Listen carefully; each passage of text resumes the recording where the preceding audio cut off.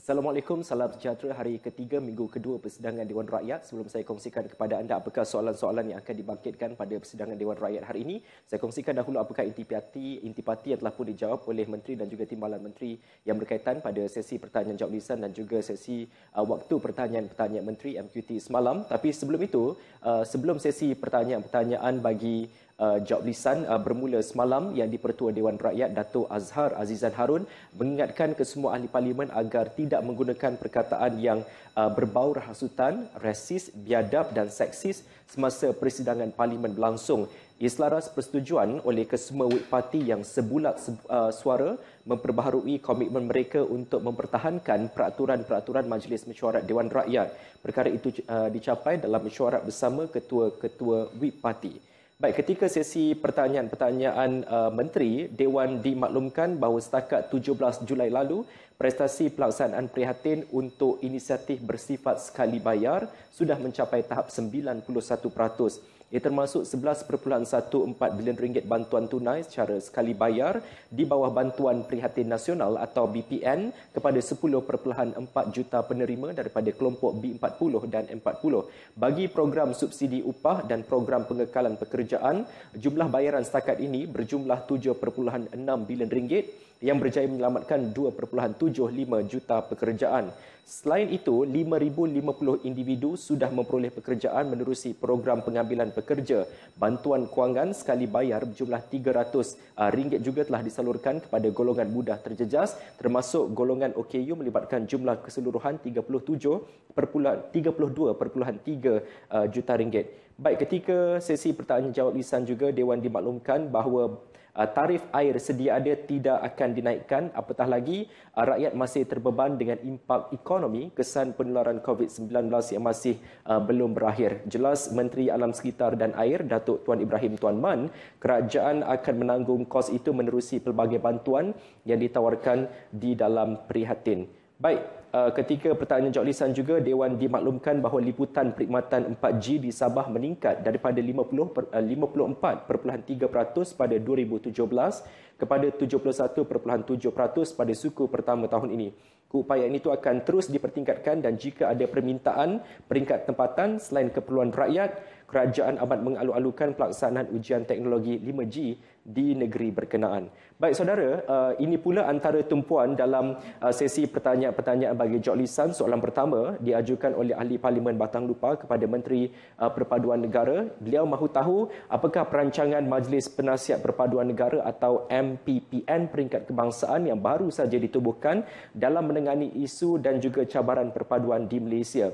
Soalan kedua juga penting, ini dibangkitkan oleh Ahli Parlimen Sungai Petani kepada Menteri Luar yang ingin tahu apakah pendirian kerajaan kini tentang penyertaan Malaysia dalam Open Government Partnership yang kini telah dianggotai oleh 76 negara di seluruh dunia. Soalan ketiga pula diajukan kepada Perdana Menteri mengenai apakah usaha-usaha yang dibuat oleh Jabatan Perdana Menteri Hal Ehwal Agama dalam menyelesaikan isu-isu agama berkaitan pelaksanaan ibadah yang timbul sepanjang penularan wabak COVID-19.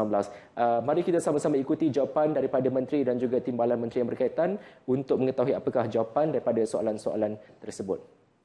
Ahli yang berhormat, hari ini hari Rabu, 22 Julai 2020 adalah Hari Sarawak yang disambut setiap tahun oleh Negeri Sarawak.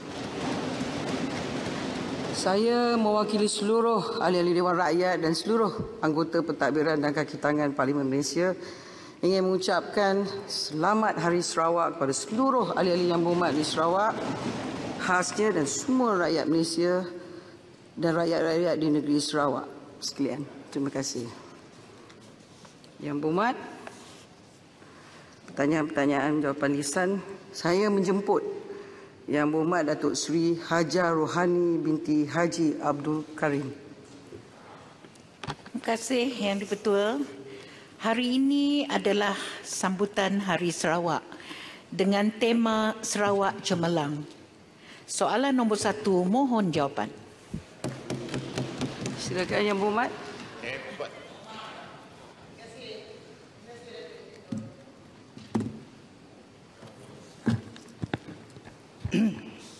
Terima kasih Datuk Yang di-Pertua. Assalamualaikum warahmatullahi wabarakatuh. Salam sejahtera, salam perpaduan. Saya ingin mengambil kesempatan ni Datuk Ketua untuk mengucapkan selamat Hari Sarawak kepada rakyat, khususnya kepada rakyat negeri Sarawak dan rakyat Malaysia, dan terutama kepada Yang Berhormat daripada Batang Lupa.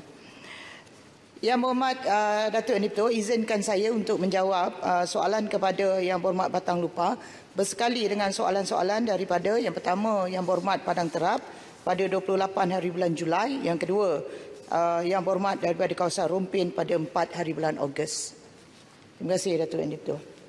Datuk Ketua, perpaduan rakyat Malaysia terselah ketika kita bersama-sama memerangi COVID-19 dan masih lagi memerangi COVID-19.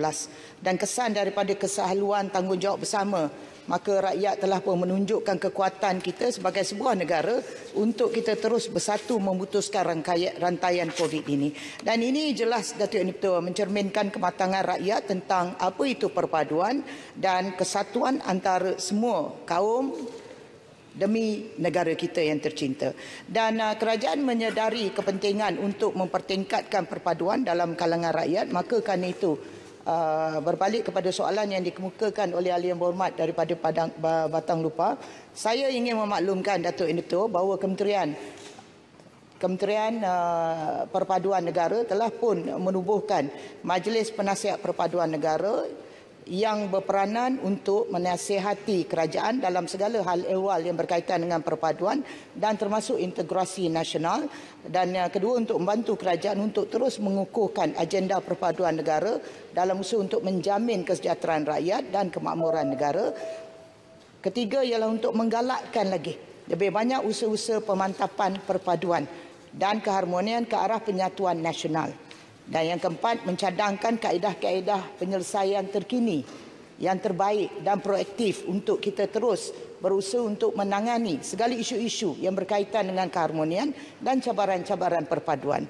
Dan Datuk Ketua, yang kelima ialah untuk mengurangkan usaha untuk penubuhan MPPN. Selepas ni Yang Berhormat saya sebut MPPN untuk mengurangkan jurang yang menghalang kepada perpaduan kaum ke arah pembinaan negara bangsa. Itu adalah merupakan peranan utama kepada penubuhan MPPN. Dan mungkin saya boleh jelaskan sedikit saja lagi tentang apakah fungsi MPPN ini.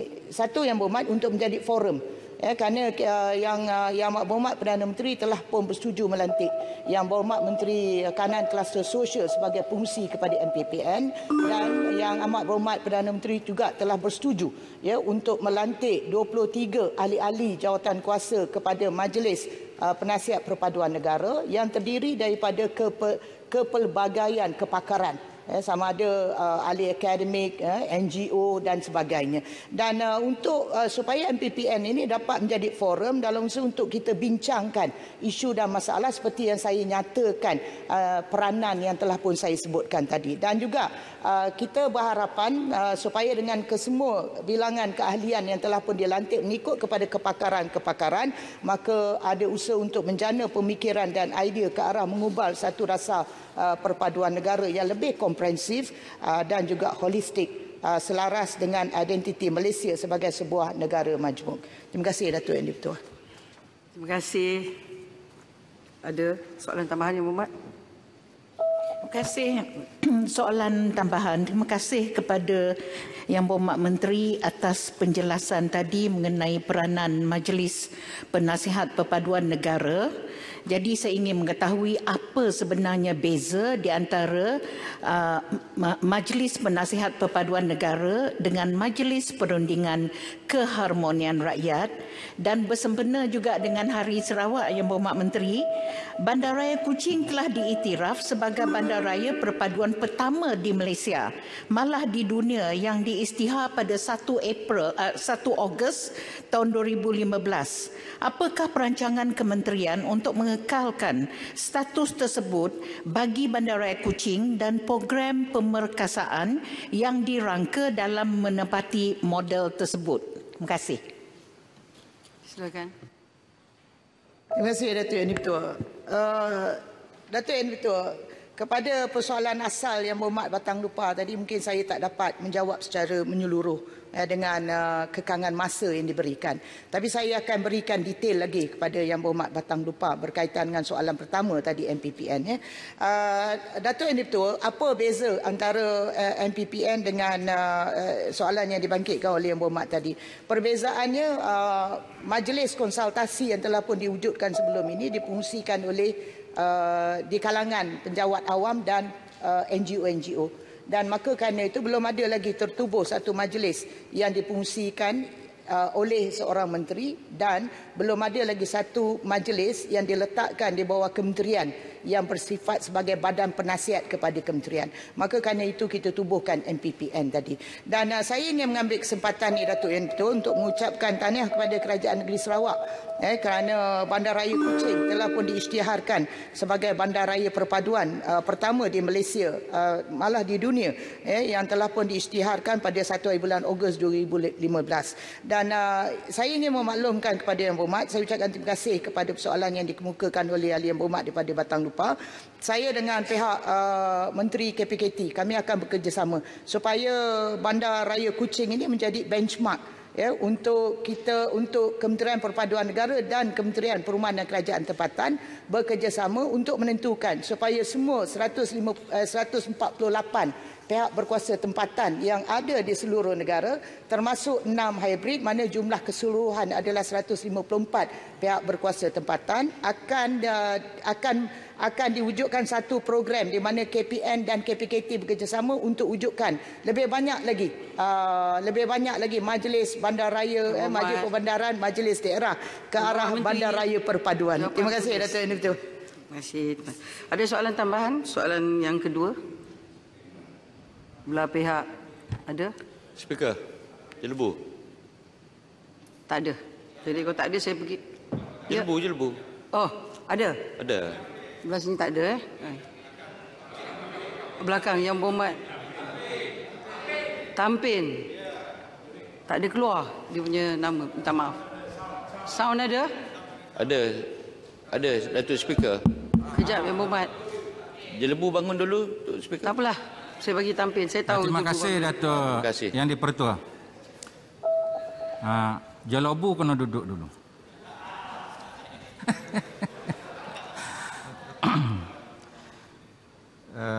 Saya ingin bertanya kepada Menteri, dalam memupuk semangat perpaduan antara kaum dan semangat cintakan negara, adakah Kementerian Perpaduan akan pertimbangkan semula untuk mewujudkan silibus pendidikan sivik yang telah ditangguhkan pada tahun 2013?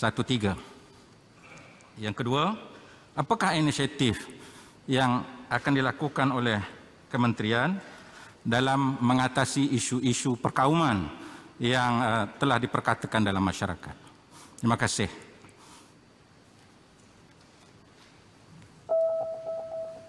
Terima kasih, Datuk Yang Dipertua. Terima kasih kepada Yang Berhormat Tampin. Saya sepatutnya menjawab soalan daripada Yang Berhormat Tampin pada 13 bulan hari itu, tapi tak sempat. Tapi saya dah hantar jawapan bertulis kepada Yang Berhormat.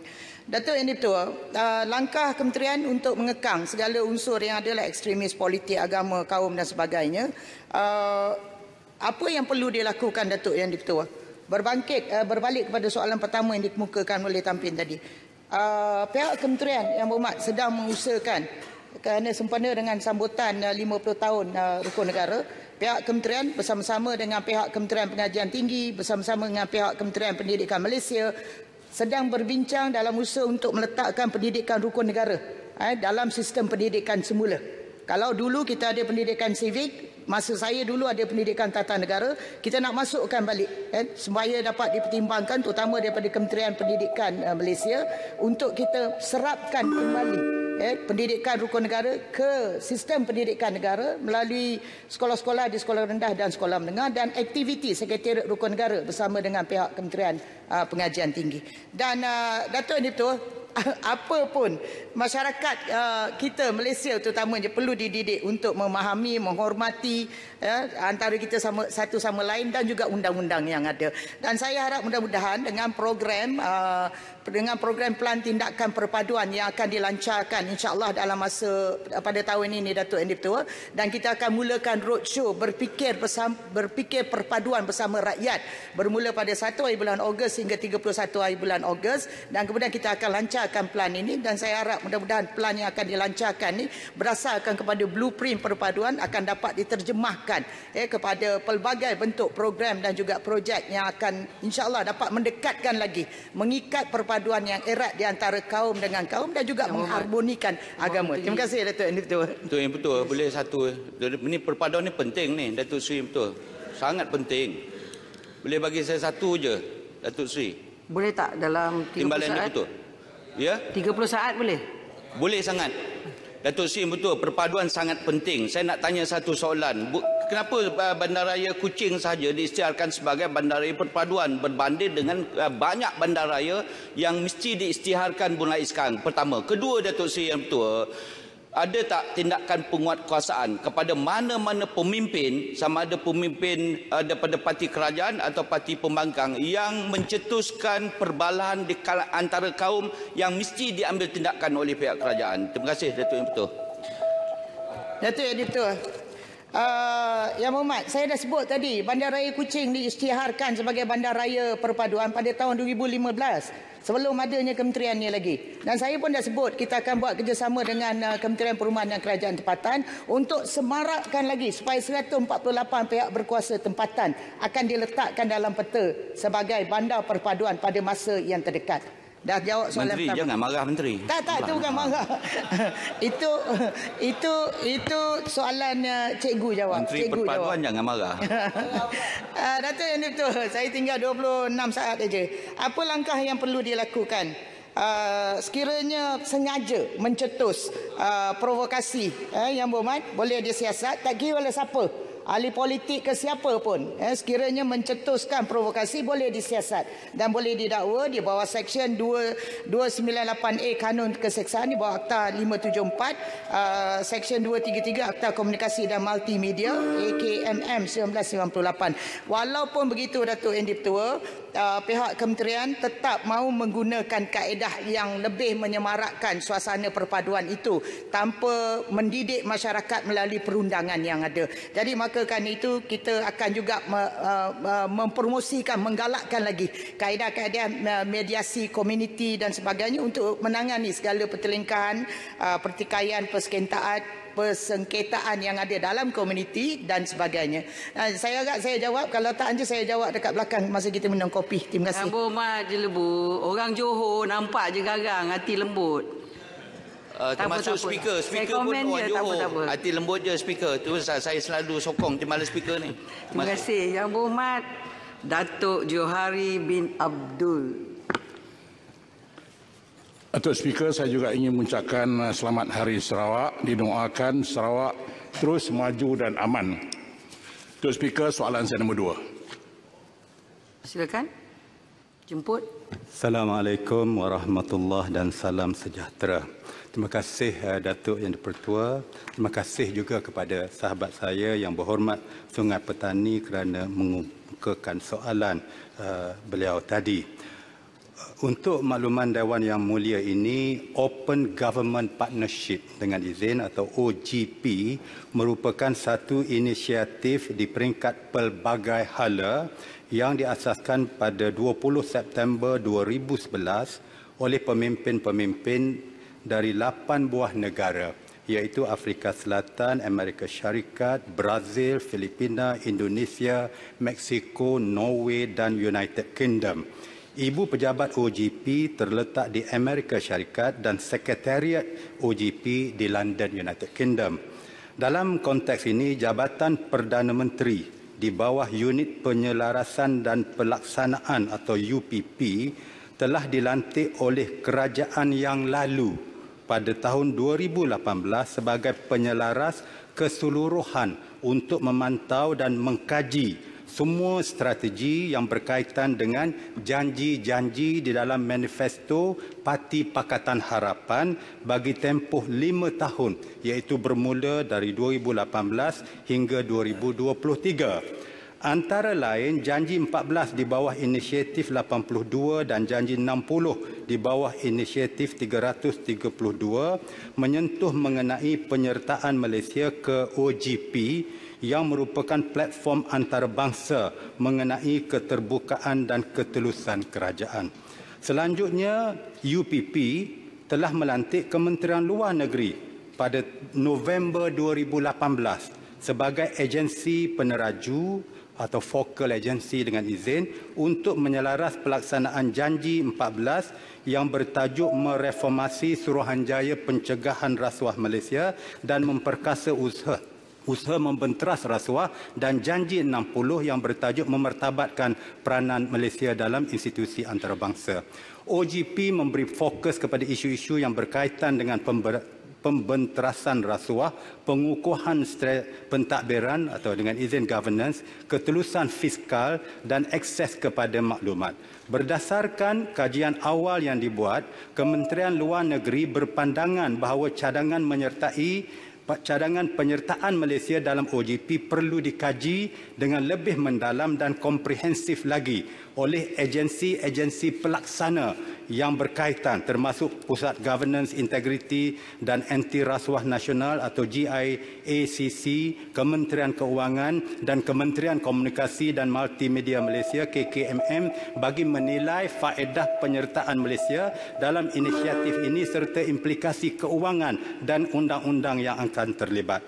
Seperti mana kementerian-kementerian lain juga, fokus Wisma Putra pada ketika ini adalah tertumpu kepada isu-isu berkaitan fasa pemulihan COVID-19. Walau bagaimanapun, Wisma Putra akan terus memberi perhatian yang sewajarnya kepada kajian OGP ini. Terima kasih.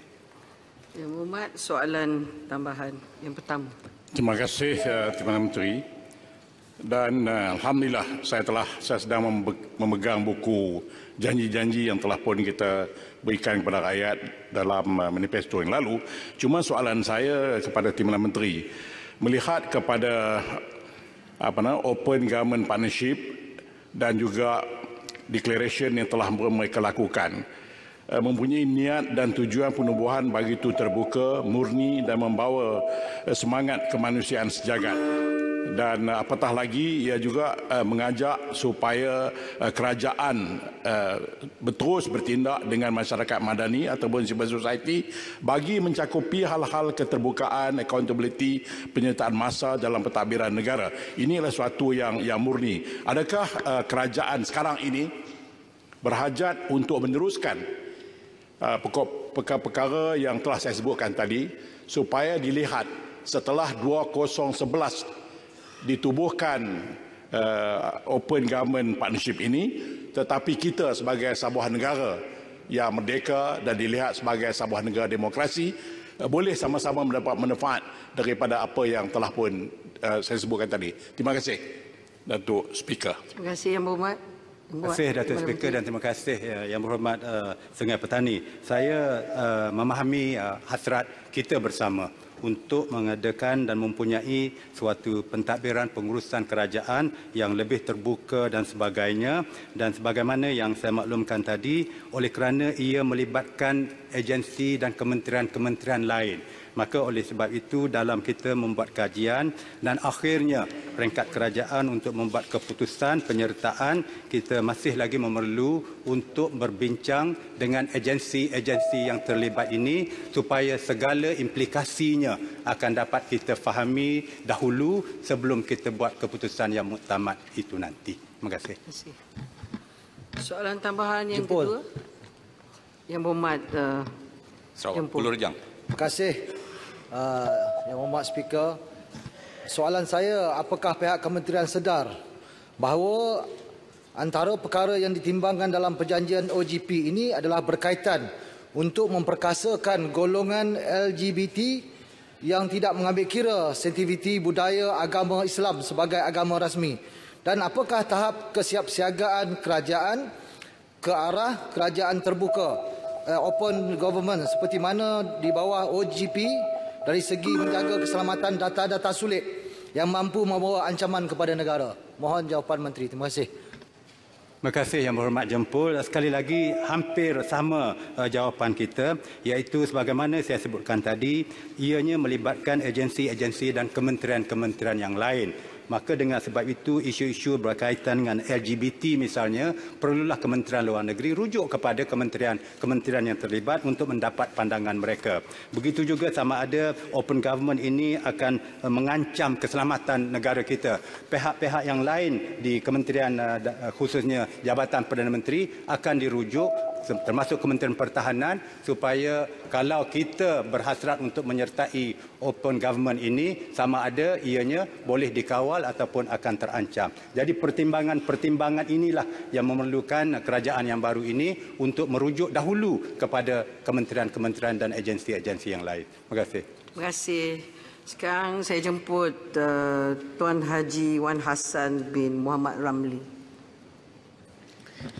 Assalamualaikum warahmatullahi wabarakatuh. Terima kasih Datuk Seri Timbalan Dipertua.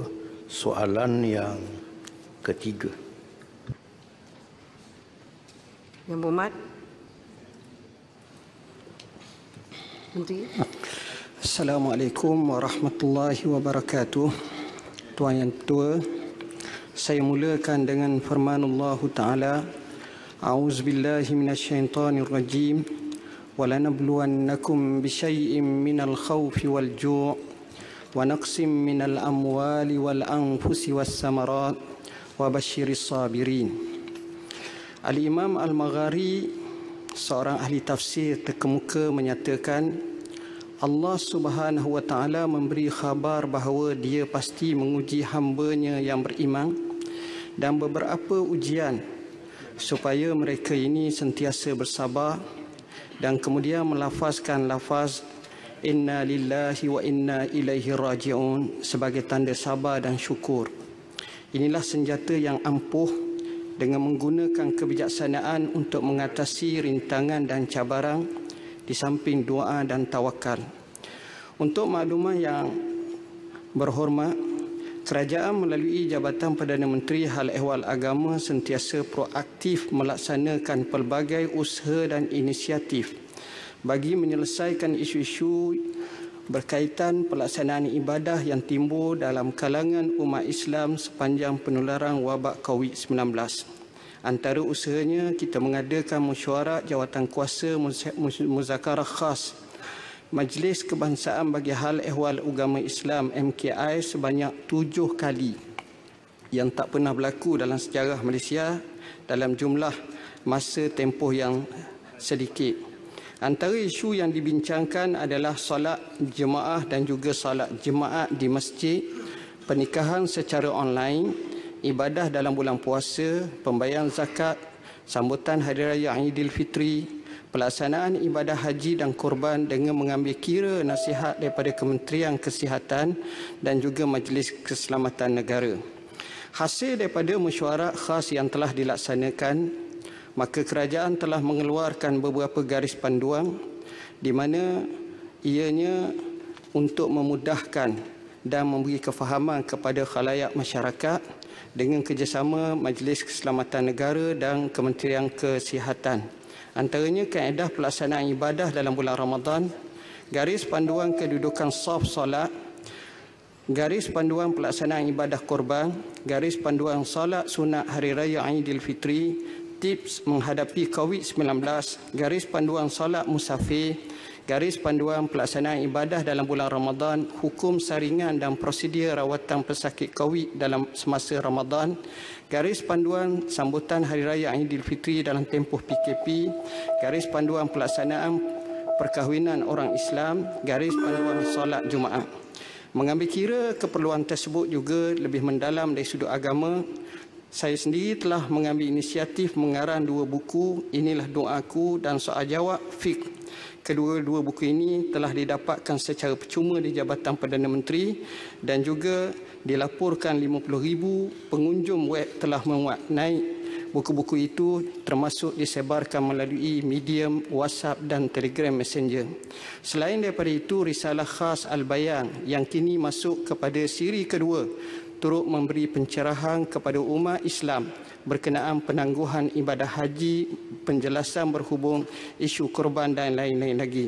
Hakikatnya kami berusaha dengan seupaya mungkin untuk menyelesaikannya, termasuklah memberi kempen. Antara buku ini kita akan edarkan di sini semuanya, insya-Allah, termasuk Fiqh Qawi dan yang terbaru penangguhan ibadah haji.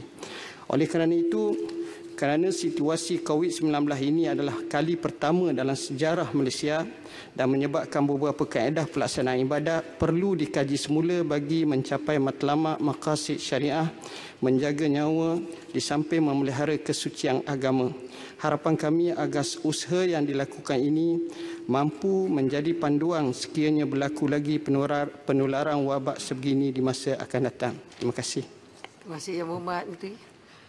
Yang Berhormat, ada soalan tambahan? Ya, terima kasih Yang Berhormat Menteri. Oleh kerana umat Islam di Malaysia semakin menghampiri pelaksanaan ibadah korban, saya ingin mendapatkan maklum balas berkait dengan satu inovasi penyembelihan berasaskan teknologi bagi mematuhi SOP yang ditetapkan oleh MKN. Adakah teknologi penyembelihan tersebut akan diperkenalkan dalam masa terdekat dan juga untuk masa-masa akan datang? Terima kasih. Silakan. Untuk pengetahuan Yang Berhormat, kita sudah edarkan Perintah Kawalan Pergerakan Pemulihan PKPP, prosedur operasi standard SOP ibadah korban sebagaimana yang saya sebut tadi dengan terperinci. Dan untuk pengetahuan Yang Berhormat, kami juga telah bekerjasama dengan MOSTI untuk melihat apakah perkara yang mungkin dapat dilaksanakan dengan sebaiknya ketika dilakukan ibadah korban.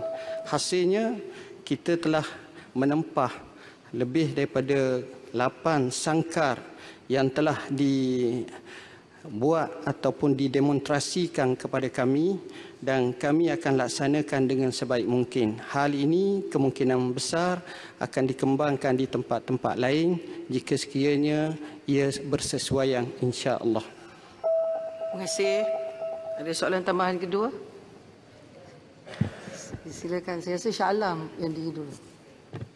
Baik, terima kasih Speaker. Saya ingin bertanya tentang persoalan solat Jumaat yang walaupun telah diadakan SOP yang baru dan kebenaran untuk meramaikan ahli jemaah, tetapi ianya tetap merupakan satu masalah bagi ramai. Adakah pihak kementerian memikirkan kemungkinan membenarkan masjid-masjid dan surau-surau yang sebelum ini mungkin surau-surau yang tak dibenarkan mendirikan solat Jumaat untuk mengadakan solat Jumaat dan masjid-masjid untuk membenarkan solat Jumaat itu sampai keluar kawasan sambil mengamalkan SOP. Silakan. Okey, terima kasih kepada Yang Berhormat. Untuk menjawab persoalan ini oleh kerana dia terkait dengan hukum, biasanya apa yang kita lakukan adalah kita mengadakan muzakarah kebangsaan. Dan muzakarah ini khusus kepada tajuk-tajuk seperti ini. Makanya dalam keputusan yang dikemukakan baru-baru ini, kita nyatakan bahawa solat Jumaat mesti mengikut SOP dengan MKN dan juga nasihat daripada Kementerian Kesihatan Malaysia. Bagi penjarakan sosial ini kita tetap kekalkan. Untuk menjustifikasikan hal ini, kami telah merujuk ulama-ulama sedunia termasuk Syekhul Azhar. Begitu juga pandangan daripada Mufti Mesir dan juga pendapat di kalangan ulama-ulama di Arab Saudi termasuk Syekh Abdullah bin Bayyah. Begitu juga dengan pandangan Syekh Qarah Dari. Jadi apa yang kita putuskan, kita laksanakan salat Jumaat dengan penjarakan sosial dan dibenarkan untuk salat Jumaat di luar daripada salat ruang utama. Di samping saat yang sama di wilayah persekutuan kita telah memilih ataupun membenarkan kepada surau-surau untuk memohon solat Jumaat. Alhamdulillah kebanyakannya telah diberi respon yang baik. Wallahualam. Terima kasih. Sekarang saya jemput Yang Berhormat Dr. Ong Kian Ming. Terima kasih Tuan Speaker. Soalan saya nombor 4. Silakan Yang Berhormat Menteri. Tuan Yang Dipertua, terima kasih kepada Yang Berhormat Bangi. Seperti Yang Berhormat sedia maklum, pandemik COVID-19 ini dengan izin has triggered unintended economic consequences. Semua sektor ekonomi termasuk sektor otomotif turut terjejas dari segi pelaburan, pengeluaran dan juga penjualan.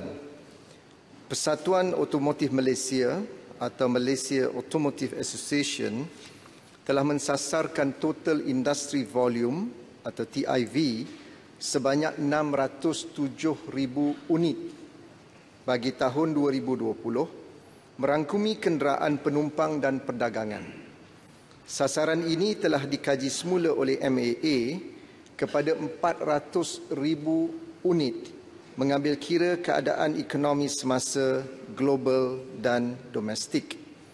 Penjualan kenderaan penumpang dan perdagangan telah mengalami kemerosotan mendadak dalam bulan April 2020 dengan mencatatkan hanya 141 unit berbanding dengan jualan dalam bulan Mac 2020 sebanyak 22,478 unit. Berikutan langkah kerajaan membuka semula sektor-sektor ekonomi mulai 4 Mei 2020, jumlah jualan kenderaan kembali meningkat pada bulan Mei 2020 dengan TIV sebanyak 22,960 unit. Jumlah jualan kenderaan tersebut masih jauh lebih rendah berbanding 60,760 unit yang dicatatkan bagi bulan yang sama pada tahun 2019. Menerusi perangkaan yang dikeluarkan oleh Motorcycle and Scooter Assemblers and Distributors Association of Malaysia atau MASAM, tiada sebarang transaksi jualan motosikal dilakukan pada April 2020. Walau bagaimanapun, penjualan motosikal kembali mencatatkan penjualan sebanyak 19,507 unit pada Mei 2020 dan 42,190 unit pada Jun 2020. Pelan Jana Semula Ekonomi Negara atau Penjana telah menawarkan insentif pengecualian cukai jualan 100% bagi kenderaan penumpang yang dipasang di dalam negara dan pengecualian 50% ke atas kenderaan penumpang yang diimport. Kadar cukai jualan adalah 10% daripada harga kenderaan di kilang. Pengecualian cukai jualan adalah bertujuan untuk membantu merancakkan semula jualan kenderaan penumpang di dalam pasaran domestik. Tuan Yang Dipertua, insentif pengecualian cukai tersebut memberikan pengurangan harga kenderaan penumpang secara purata sebanyak 3.32%. Sebagai contoh, sekiranya Makcik Kiah ingin membeli sebuah Pro 2 Myvi 1.3G yang dipasang tempatan, beliau perlu membayar harga asal sebanyak RM44,590. Dengan pengecualian cukai jualan 100%, beliau kini hanya perlu membayar RM43,029 dengan kadar penjimatan sebanyak RM1,561 atau 3.5%. Satu lagi contoh, sekiranya Encik Ong membeli Mercedes-Benz S560 yang diimport, beliau perlu membayar harga asal sebanyak RM658,888 dengan pengecualian cukai jualan sebanyak 50%. Yang Berhormat. Saya nak tanya, kenapa yang Melayu beli Myvi, yang Cina beli Mercedes? Yang Berhormat. Ni satu racial stereotyping. Ya, ini floor minister. Saya nak highlight benda tu je lah. Nanti soalan tambahan Yang Berhormat nak tanya ke, saya pilih balik. Shah Alam resis. Panjang lagi ke Yang Berhormat? Panjang lagi ke Yang Berhormat Menteri? Saya sebut tadi sebagai satu contoh. Boleh saya boleh tukar satu lagi contoh. Sekiranya Encik Khalid membeli Mercedes-Benz S560 YB bukan yang Cik ya. diimport, Dari Shah Alam. perlu membayar harga asal sebanyak RM658,888. Dengan pengecualian cukai jualan sebanyak 50%, beliau kini hanya perlu membayar RM646,626 dengan kadar penjimatan sebanyak RM12,262 atau 1.86%. Pihak kerajaan khususnya MITI sedang menyusun semula pelan tindakan dalam melaksanakan Dasar Otomotif Nasional 2020 bertujuan menjadikan sektor otomotif negara lebih berdaya saing dan maju.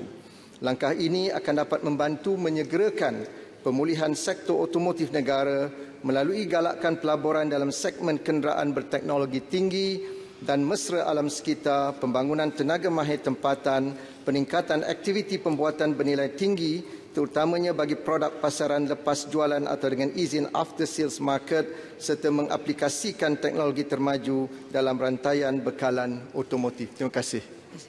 Yang Berhormat, soalan tambahan pertama. Terima kasih. Saya memang setujulah dengan apa yang Berhormat Shah Alam kata tadi. Kita tak perlu stereotip lah. Orang Cina beli Mercedes, orang Melayu beli Perodua. Saya rasa ini memberi gambaran yang tidak begitu tepat lah. Soalan tambahan saya ialah berdasarkan kepada dasar otomotif kebangsaan yang telah disebut oleh Yang Berhormat Gombak tadi. Dasar ini telah dilancarkan oleh Yang Berhormat Langkawi dan juga Yang Berhormat Penampang pada awal bulan Januari tahun ini. Salah satu teras dalam dasar ini adalah promosikan next generation vehicles dengan izin ataupun NXGV. Ia termasuk kenderaan elektrik dan juga kenderaan yang level automation level 3. Jadi saya nak tanya Menteri, sama ada pihak MITI akan menggunakan peluang ini semasa wabak COVID ini untuk memberi insentif baru untuk mencapai matlamat menjadikan Malaysia sebagai hub di Asia Tenggara untuk pembuatan dan juga R&D kenderaan NXGV, kerana sebagaimana yang saya tahu tidak ada mana-mana kereta elektrik, kenderaan elektrik ataupun kenderaan hybrid yang sedang dipasang secara CKD di Malaysia. Terima kasih. 1 minit Yang Berhormat Menteri. Terima kasih Yang Berhormat Bangi. Kita sedia maklum bahawa NAP 2020 yang dilancarkan pada awal tahun ini memberikan fokus kepada 3 elemen yang baru iaitu Next Generation Vehicle, Mobility as a Service dan juga Industrial Revolution 4.0. Khusus untuk Next Generation Vehicle ini, kita sedang membangunkan standard kenderaan EV dan juga Next Generation yang dijangka akan diperkenalkan pada tahun 2021. Dan untuk makluman Yang Berhormat, pembangunan test bed Next Generation Vehicle ini sedang dibangunkan di Cyberjaya bagi tujuan memudah cara pengujian dan juga pembangunan tempatan teknologi yang berkaitan dengan Next Generation ini. Terima kasih. Terima kasih. Mohon. Yang Berhormat Boleh. Pentian. Terima kasih Datuk Speaker. Memang sebagaimana yang dimaklumkan tadi bahawa kerajaan mulai 15 Jun hingga 31 Disember mengecualikan cukai jualan 10%, 100% untuk CKD, 50% untuk CBU. Tapi Menteri tadi memberi contoh harga hanya turun 3.3% ke 3.5% untuk CKD. Mengapa tidak turun 10% harga kereta ini? Apabila kerajaan kurang cukai 10%, sepatutnya harga kereta logiknya turunlah banyak, bukan hanya 3.3% kerana kita ingin menguntungkan rakyat. Seterusnya, apa perkembangan projek kereta nasional ketiga, apa justifikasi, siapa yang bayar, apa faedah projek kereta nasional ketiga itu. Terima kasih. Terima kasih Yang Berhormat Pontian.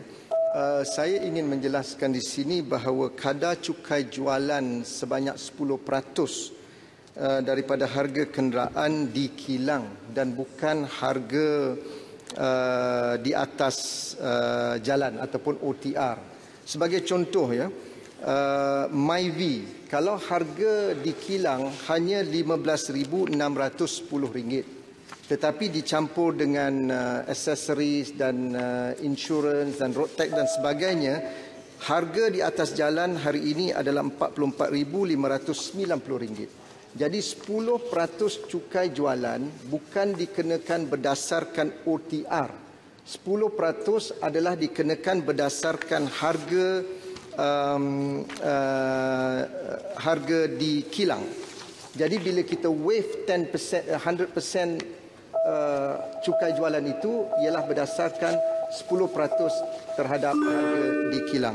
Tentang kedudukan kereta yang ketiga, Datuk Yang Di-Pertua, perkara ini memang termaktub di dalam NAP 2020 dan kita ada framework untuk memastikan semua kriteria untuk new national car ini mesti dipatuhi. Dan sekarang ini kita mahu memastikan syarikat Bumiputra yang telah pun diberikan tanggungjawab untuk membangunkan dan bekerjasama dengan MARI ini dapat meneruskan usaha-usaha ini dan tidak ada peruntukan daripada kerajaan yang disalurkan kepada usaha ini.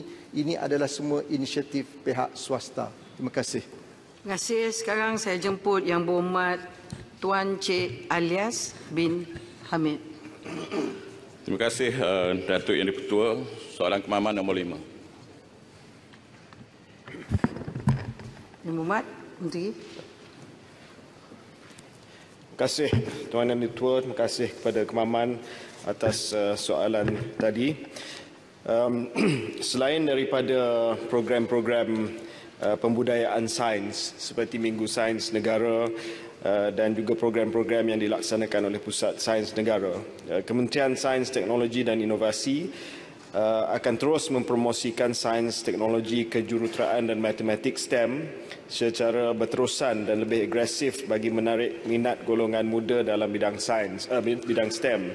Ini termasuklah melancarkan kempen sains untuk semua bagi kita meningkatkan lagi pembudayaan sains.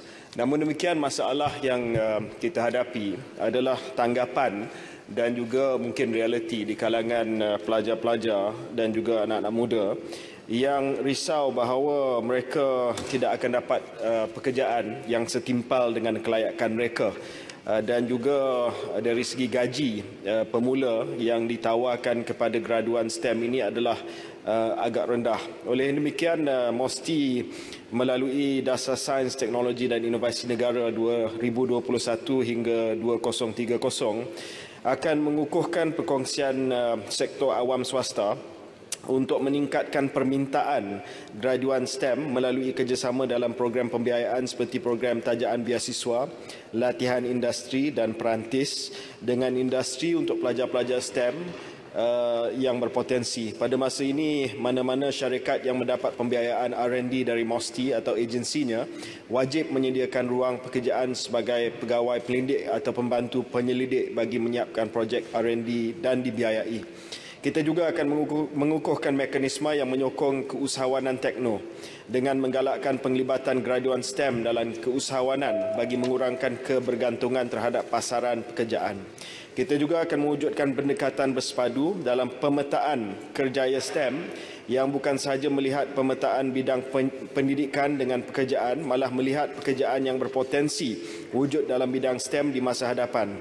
Dasar Sains, Teknologi dan Inovasi Negara mensasarkan pembangunan satu direktori penawaran dan permintaan bakat STEM yang komprehensif berdasarkan kepada STI Foresight meliputi bidang tugas kelayakan yang berkaitan, kompetensi dan kemahiran teknikal dijadikan sebagai rujukan majikan dan pencari kerja. Kita akan padankan dengan lebih baik lagi.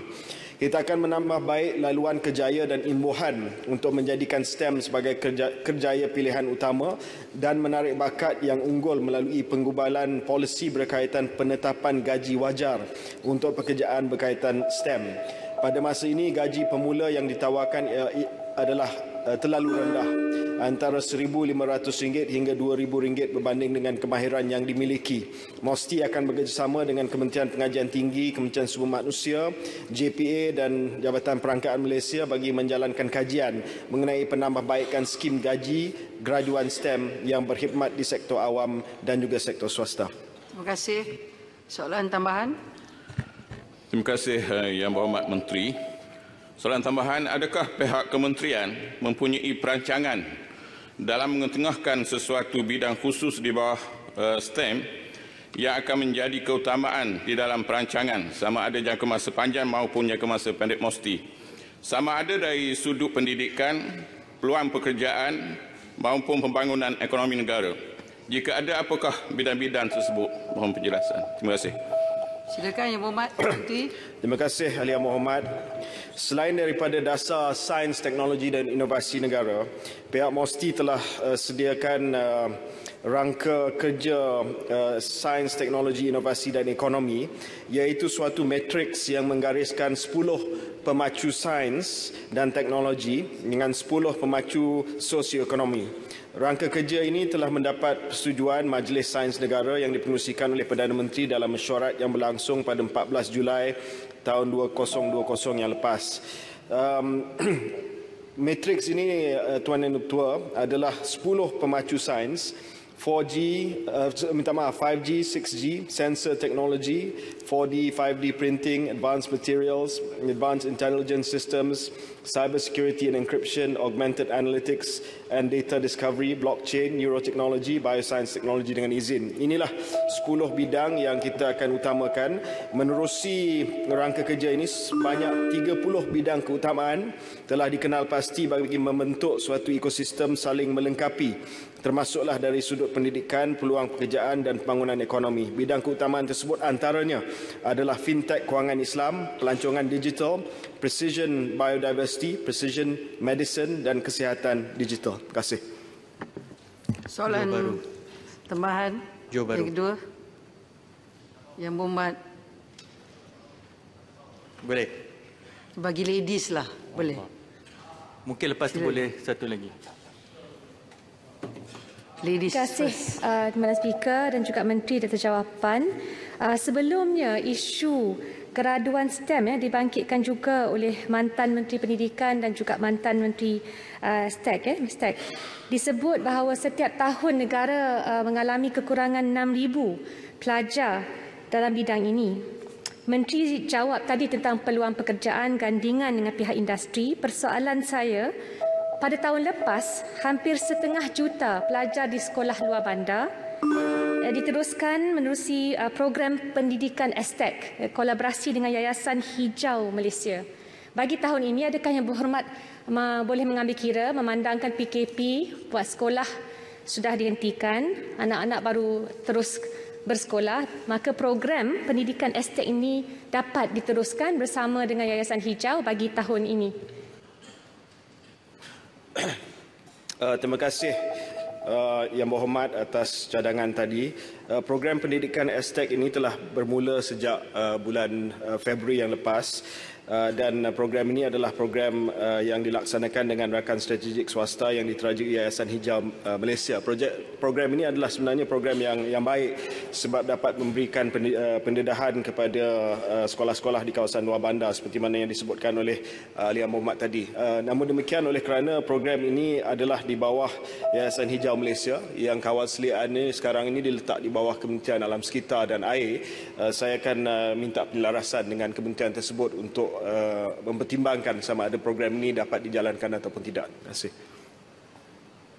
Yang Berhormat Menteri ada daripada Johor Bahru. Boleh? Mohon maaf. Boleh? Silakan. Okey, terima kasih. Pendek je. Pendek saja. Sebab tadi Menteri ada sebut memang gaya macam Menteri pelajaran lah. Cuma yang saya nak tanyakan tadi, sebab soal gaji tadi merupakan satu masalah yang besar. Tetapi ketika sepanjang COVID-19 ini juga kita nampak inovasi di kalangan anak muda yang ke depan, iaitu melibatkan membantu dalam soal membanyakkan PPE dan sebagainya menggunakan teknologi 3D printing. Jadi kalau boleh pihak kementerian untuk menarik minat, sebab soalan tadi menarik minat golongan muda, selain memberi penekanan dari soal kerjaya gaji, tapi juga menunjukkan bahawa STEM ini membantu masyarakat secara langsung. Dan kalau boleh pihak menteri juga, selain kita appreciate ataupun memberi pengiktirafan kepada frontliners, kita bagi juga pengiktirafan kepada mereka yang membantu frontliners yang buat PPE ini dan sebagainya. Terima kasih. Ya, terima kasih kepada Johor Bahru atas cadangan dan juga soalan tadi. Memang melalui agensi-agensi di bawah MOSTI, kita telah bekerjasama dengan beberapa local young innovators dengan izin yang telah ke depan waktu wabak COVID-19 ini untuk menghasilkan inovasi-inovasi termasuklah PPE dan sebagainya.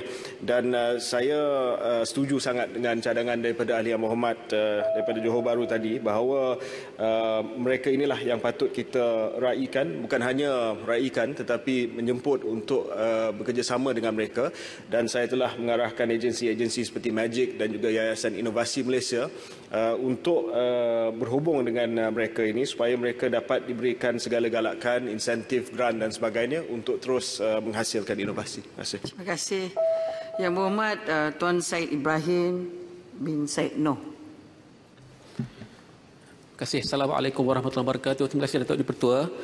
Sebelum pergi kepada soalan, izinkan saya cuma membuat sedikit makluman iaitu susulan daripada usul berkenaan dengan rancangan pengilhakan ataupun annexation plan oleh Israel yang telah dibincangkan pada minggu lepas, telah dibahaskan dan telah disetujui sebulat suara oleh wakil rakyat, pembangkang dan juga kerajaan. Maka pada hari ini saya akan edarkan satu petition ahli-ahli parlimen nanti untuk ditandatangani. Itu saja. Terima kasih. Nanti saja. Terima kasih Datuk Betul. Soalan saya nombor 5. Nombor 6, minta maaf. Yang Berhormat Menteri. Silakan. Nahmaduhu wa nashkuruhu wa nusalli wa nusallimu ala rasulihil karim. Terima kasih Tuan Speaker. Dan terima kasih Wabi Ledang. Soalan ini menunjukkan Wabi seorang pemimpin yang ambil berat dan sangat prihatin kepada masalah rakyat. Terima kasih.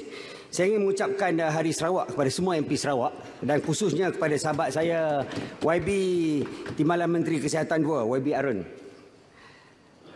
Tuan Speaker, saya ingin juga mengucapkan tahniah dan terima kasih kepada semua rakyat Malaysia yang telah membuat pengorbanan untuk memerangi kes COVID sejak dia mula melanda Malaysia ini. Atas kesungguhan, komitmen, kesabaran, ketabahan dan keredaan ini, mudah-mudahan Allah SWT memberikan kebaikan pada semua. Betul-betul. Kementerian Kesihatan sentiasa memantau perkembangan kejadian penyakit-penyakit di peringkat global dan peringkat tempatan. Maklumat yang diperolehi membolehkan pengesanan awal, kesiapsiagaan dan respon terhadap wabak penyakit berjangkit maupun penyakit tidak berjangkit dapat dilaksanakan dengan cepat. Wabak penyakit berjangkit dipantau rapi di peringkat Kementerian Kesihatan, di mana setiap wabak yang berlaku di sesuatu lokaliti akan disiasat, dilaporkan kepada Pejabat Kesihatan Daerah PKD dan seterusnya kepada Jabatan Kesihatan Negeri dan Crisis Preparedness and Response Center CPRC Kebangsaan, seperti mana yang digariskan dalam Plan Pengurusan Bencana peringkat Kementerian Kesihatan Malaysia 2015. Semua penyakit berjangkit berpotensi untuk menjadi wabak di Malaysia. Antaranya wabak keracunan makanan, penyakit tangan, kaki dan mulut, tuberkulosis, campak dan denggi.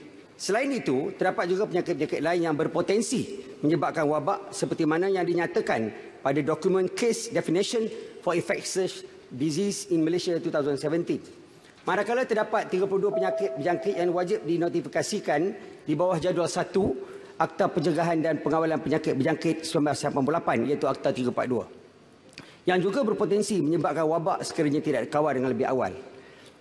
Selain itu, KKM juga berproaktif dalam memastikan penularan wabak di Malaysia dapat dicegah dengan mewujudkan plan-plan tindakan penyakit yang spesifik seperti Plan Strategik Pencegahan dan Kawalan Denggi Kebangsaan 2020-2024, Plan Strategik Eliminasi Malaria Kebangsaan 2011-2020, Plan Pengurusan Wabak Malaria 2016, Plan Tindakan Bersepadu bagi mencegah dan mengawal kejadian penyakit tangan, kaki dan mulut 2006 dan Plan Tindakan Penyakit-penyakit berjangkit yang lain yang boleh diakses melalui sesawang KKM. Malaysia juga sentiasa bersiap siaga dalam memastikan pengesanan awal seterusnya mengekang penularan penyakit berjangkit emerging yang berpotensi yang menyebabkan kejadian kecemasan awam. Ini terbukti apabila Malaysia berjaya mengawal penularan penyakit emerging seperti Nipah encephalitis 1998, SARS 2003, influenza A H1N1 pada 2009 dan MERS pada 2014 sehingga kini. Tuan Speaker, Malaysia juga telah menjalani proses evaluasi oleh pihak Pertubuhan Kesihatan antarabangsa WHO melalui Joint External Evaluation JEE pada Oktober 2019. di mana hasilnya dengan evaluasi berkenaan, Malaysia telah menunjukkan kapasiti dan capability bagi menghadapi situasi kecemasan kesihatan awam. Oleh yang demikian, sejurus penyakit COVID-19 ini dikesan KKM telah mengambil pelbagai tindakan bagi meningkatkan kesiapsiagaan dan respon dalam menangani wabak ini, antaranya meningkatkan kapasiti fasiliti kesihatan, peralatan perubatan, bekalan ubat yang mencukupi, kesediaan makmal, serta menubuh penumbuhan pusat kuarantin dan rawatan berisiko rendah. Menyedari hakikat ini, KKM mengambil inisiatif memperkasakan komuniti melalui pendekatan cegah dan didik, amal, patuh dan pantau iaitu CAPP, bagi mendidik masyarakat supaya lebih bertanggungjawab dan membolehkan rakyat sendiri menjadi barisan hadapan dalam melindungi diri, keluarga dan masyarakat. Yang Muhammad, panjang lagi? Sikit lagi. Yang Muhammad, ada buku 11. Banyak lagi soalan tak dijawab. Kalau terlampau panjang, bagi jawapan bertulis. Okay. Bagi memperkukuhkan lagi pelaksanaan program DRRP menggunakan pendekatan CAPP. Yang Muhammad, ada lagi soalan tambahan untuk kementerian Yang Muhammad. Baik, jadi jawapan ni, bagilah jawapan bertulis. Ini dah pukul 11. Okey, Tuan Speaker. Banyak lagi nak minta. Saya bagi yang bertulis. Terima kasih. Terima kasih. Silakan Yang Muhammad, soalan tambahan yang pertama. Terima kasih kepada Timbalan Menteri atas jawapan tadi. Saya ambil kesempatan ini juga untuk mengucapkan terima kasih kepada pihak Kementerian Kesihatan dan juga frontliners petugas kesihatan di atas tugas yang baik untuk mengawal COVID-19. Saya pergi kepada soalan tambahan. Saya difahamkan bahawa Kementerian MOSTI dan juga Kementerian Kesihatan sedang bekerjasama untuk membangunkan vaksin, kemandirian vaksin negara. Jadi soalan saya, apakah perincian perkembangan kerjasama Malaysia dan negara lain dalam pembangunan vaksin COVID-19 dan juga perancangan kementerian dalam memastikan negara ada keupayaan untuk menghasilkan vaksin bagi mana-mana wabak pada masa akan datang? Terima kasih. Silakan Yang Muhammad, Menteri. Terima kasih, Ledan. Usaha untuk mendapatkan vaksin ini adalah usaha yang berterusan.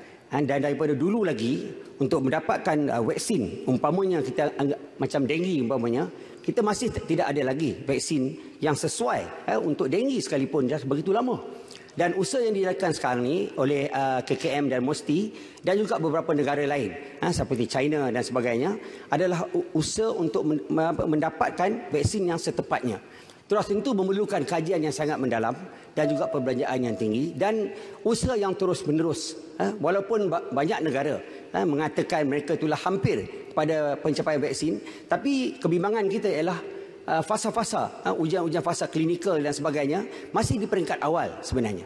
Jadi untuk mendapatkan vaksin yang seawal itu mungkin tidak akan berlaku, memerlukan beberapa tahun. Tapi untuk perincian yang seterusnya, mungkin saya boleh bagi Ledang pada jawapan yang bertulis pada masa akan datang. Terima kasih, Ledang. Silakan. Yang Berhormat Cry. Terima kasih. Soalan pertama saya ialah sejauh manakah keberhasilan hotspot trackers dalam membantu kementerian dalam mengesan pengguna yang mempunyai risiko tinggi dan terdedah dengan COVID-19 ini. Terima kasih.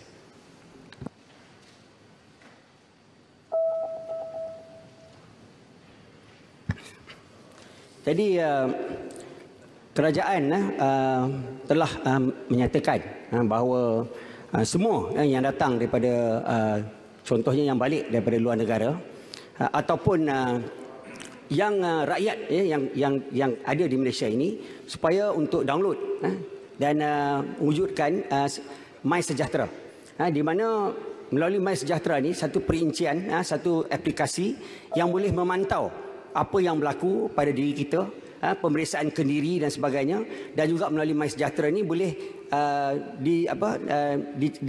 dicari di manakah kita berada dan sebagainya. Jadi kita menyarankan supaya rakyat di negara ini semua download aplikasi ini dan mengambil tanggungjawab ini untuk menggunakan MySejahtera apabila kita bergerak ke mana-mana sekalipun. Jadi tidak akan timbul lagi soal bila kita masuk sesuatu premis ataupun bangunan ataupun sesuatu industri umpamanya, kita terpaksa menulis dengan tangan dan sebagainya. Jadi penting sekali semua orang download aplikasi ini kerana pada ketika ini kita ada lebih kurang 6.5 juta rakyat kita yang download aplikasi ini. Yang ini merupakan satu daripada kaedah untuk kita menentukan kesihatan diri kita dan sebagainya. Jadi saya harap sangatlah supaya rakyat Malaysia, khususnya MP-MP kita kat sini semua, pastikan kita sudah download MySejahtera untuk terima kasih. Yang berhormat Datuk Haji Jalaluddin bin Alias. Terima kasih Datuk Seri Speaker. Soalan saya nombor 7. Silakan Yang Berhormat. Terima kasih Speaker, terima kasih Haji Lebu. Alhamdulillah wassalatu wassalamu ala Rasulillah. Berdasarkan data dan statistik daripada Jabatan Penangkar Malaysia, negara India merupakan pengimport terbesar minyak sawit dan produk berasaskan sawit negara pada tahun 2019 dengan kuantiti sebanyak 4.46 juta tan dengan nilai sebanyak 9.78 bilion ringgit Malaysia. Antara langkah yang sedang diambil bagi meningkatkan lagi pasaran ekspor minyak sawit negara, pertamanya kita perkukuhkan pasaran ekspor utama sedia ada, terutamanya ke negara India, China, Pakistan dan juga Amerika Syarikat. Di samping kita mempromosi produk sawit dengan lebih agresif untuk menembusi pasaran seperti di benua Afrika dan juga Asia Tengah, termasuk juga di Timur Tengah. Yang kedua, kita meningkatkan lagi aktiviti penyidikan dan R&D untuk menghasilkan produk baru yang mempunyai nilai tambah bagi produk hiliran komoditi seperti animal feed berasaskan sawit. Yang ketiga, kita tingkatkan lagi akses pasaran ke negara-negara lain menerusi perundingan perjanjian perdagangan bebas FTA 2 hala dan perundingan pelbagai hala atau serantau. Yang ketiga, kita laksanakan juga persediaan minyak sawit mampang Malaysia MSPO yang dijadikan mandatory bermula 1 Januari 2020. Dan yang terakhir, kita jadikan pengecualian duti ekspor minyak sawit mentah CPO dan juga CPKO sebagai satu strategi kita untuk meningkatkan harga. Terima kasih. Yang Berhormat, 30 saat ya. Datuk Seri Yang di-Pertua, ekspor minyak sawit Malaysia telah meningkat sekitar 24% yang tertinggi sejak Ogos 2019. Soalan saya Datuk Seri Yang di-Pertua, apakah status terkini ancaman boikot minyak sawit negara oleh kumpulan Eropah, China, India yang telah dilakukan ketika Kerajaan Pakatan Harapan dahulu? Dan yang penting sekali ialah saya nak tanya apakah pendirian kerajaan sekarang tentang bantuan tanam semula sawit yang telah ditarik semula oleh kerajaan PH yang menjadikan bantuan itu sebagai pinjaman 2% kepada penanaman sawit. Terima kasih Datuk Seri Yang di-Pertua. Terima kasih Speaker, terima kasih Haji Lebu. Pertama sekali tentang pasaran di Eropah. Kita berhadapan dengan kempen yang agresif daripada Eropah. Tetapi strategi yang saya ambil ialah tidak hanya mengambil pendekatan defensif, hanya mempertahankan diri, tapi juga tindakan yang ofensif. Mana ofensif ialah pertama sekali kita menceritakan dan kita wawarkan kebaikan dan manfaat yang ada pada minyak sawit kita tu. Antaranya saya bincang di peringkat antarabangsa untuk kita menaja beberapa profesor di bidang ini untuk membuat kajian tentang kebaikan bagi minyak sawit dan dijadikan sebagai jurucakap kita di peringkat antarabangsa menerusi kajian yang mereka laksanakan. Juga di peringkat Malaysia, kita telah bawa satu keputusan di peringkat kabinet, iaitu kita bawa ke sini ke mahkamah. Kita bawa ke sini untuk perbincangan di peringkat WTO menerusi mekanisme penyelesaian pertikaian DSM. Yang mana kita sedang wujudkan sekarang ini tim perundangan untuk kita bawa ke sini sebagai support kita kepada Indonesia yang telah lebih awal mendahului kita membawa ke sini ke peringkat WTO. Terima kasih. Soalan kedua. Soalan tambahan. Ya. Simpulan Hang Tuan Dah banyak sangat orang Johor, boleh? Saya bagi orang Melaka. Orang Kelantan. Bagi orang Melaka. Atau orang Negeri Sembilan kalau kerai. Suara orang Melaka saya tak dengar. Nantilah. Terima kasih. Timbalan Ketua. Nanti saya belanja asam pedas. Asam pedas Johor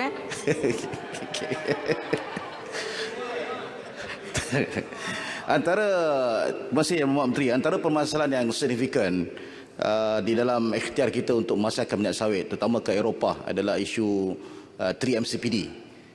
Saya dimaklumkan bahawa ini walaupun terdapat konsensus di kalangan negara-negara pengeluar bahawa 3MCPD ini bersifat diskriminatory dengan izin, tapi saya ingin tahu kenapa Malaysia bahawa ini tarik diri daripada pendirian itu. Dan bagaimana pula dengan kempen Love My Palm Oil campaign yang kita laksanakan? Adakah ini tidak diteruskan oleh kerajaan sekarang? Terima kasih.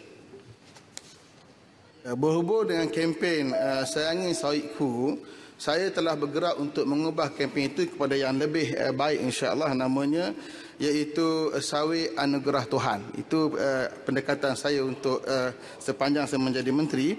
Yang kedua, berhubung dengan isu 3 MCPD, perkara ini sedang kita bincang di peringkat industri kerana ada permintaan untuk mereka dibenarkan untuk mengambil dua level untuk kepentingan pemasaran sawit mereka di peringkat Eropah. Itu dalam perbincangan kita, insya-Allah.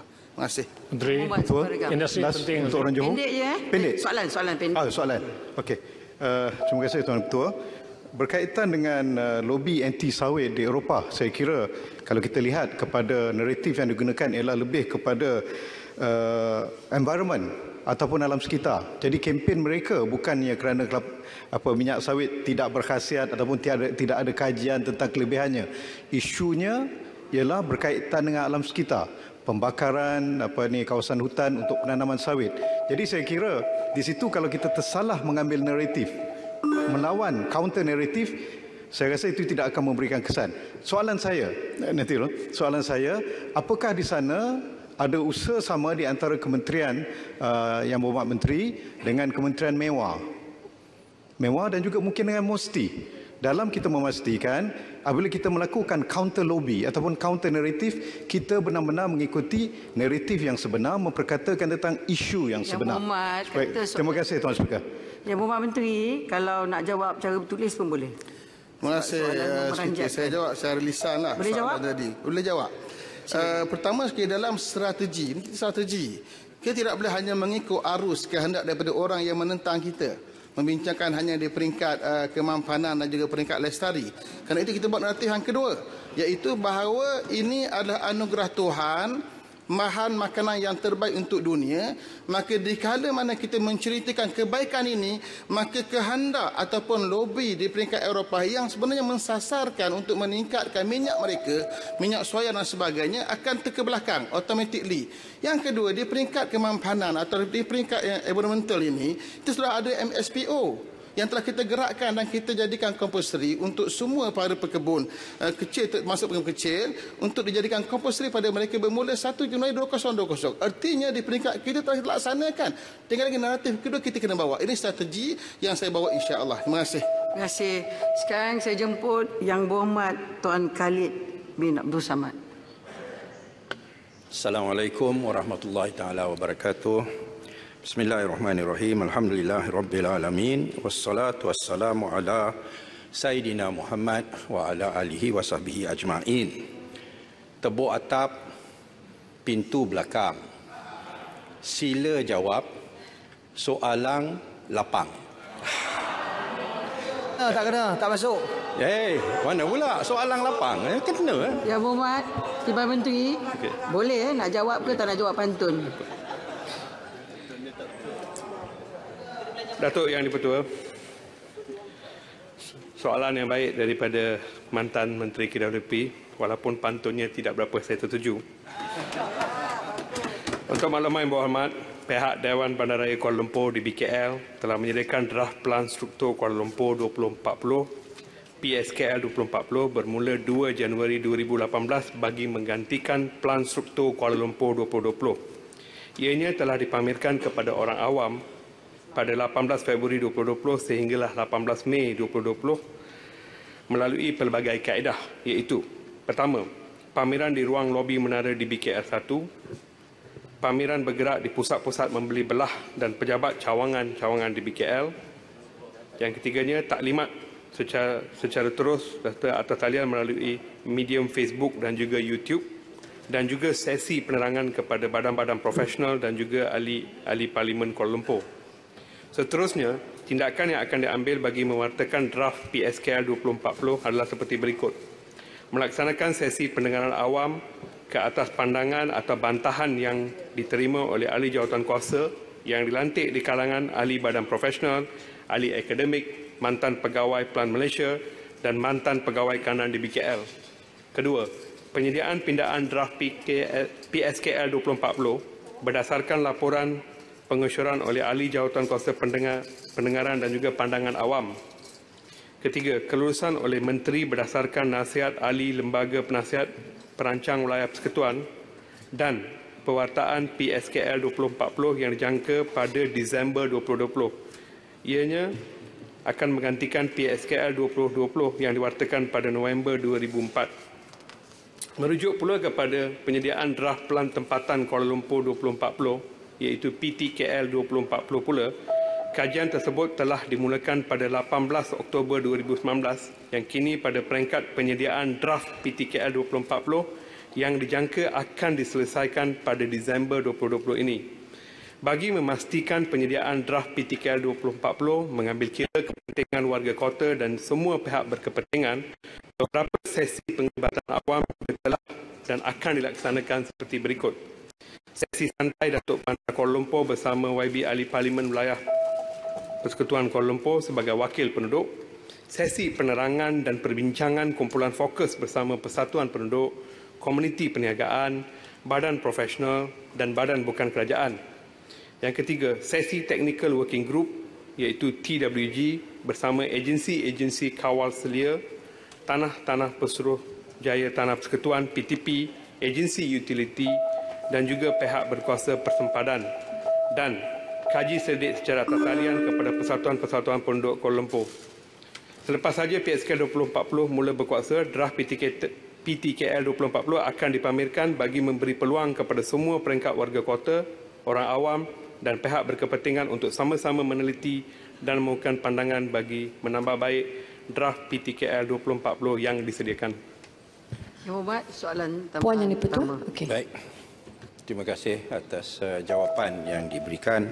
Saya ucapkan tahniah kepada Kementerian Wilayah Persekutuan dan DBKL yang alhamdulillah kelihatan ingin meneruskan legasi penyediaan PSKL dan PTKL, dan saya harap bahawa ianya akan diwartakan dan tidak dilakukan seperti mana menteri-menteri yang sebelum ini, di mana PSKL dan PTKL tidak diwartakan walaupun telah diadakan pendengaran awam dan sebagainya. Soalan tambahan untuk makluman saya, memandangkan menteri wilayah yang baru adalah seorang town planner yang bertauliah, saya ingin tahu kenapa Plan Malaysia tidak dikekalkan di bawah Kementerian Wilayah Persekutuan, sedangkan Plan Malaysia adalah satu jabatan yang terdiri daripada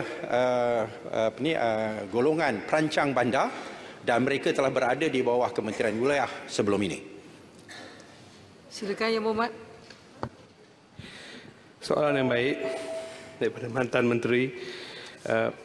Sebenarnya Plan Malaysia, walaupun kita ingin kekalkan dalam Kementerian Wilayah Persekutuan pada masa yang sama, saya difahamkan perbincangan untuk menukar itu telah diadakan daripada kerajaan yang lepas dan juga sebagainya, dan ianya adalah keputusan yang dibuat oleh Yang Amat Berhormat Perdana Menteri Malaysia. Soalan tambahan. Tuan Yang di-Pertua. Puan Yang di-Pertua. Segambut. Segambut, silakan. Terima kasih. Saya nak tanya, bagaimanakah panel pendengaran awam dipilih oleh Kementerian Wilayah ataupun DBKL untuk mendengar semua bantahan Pelan Struktur Kuala Lumpur 2040 ini?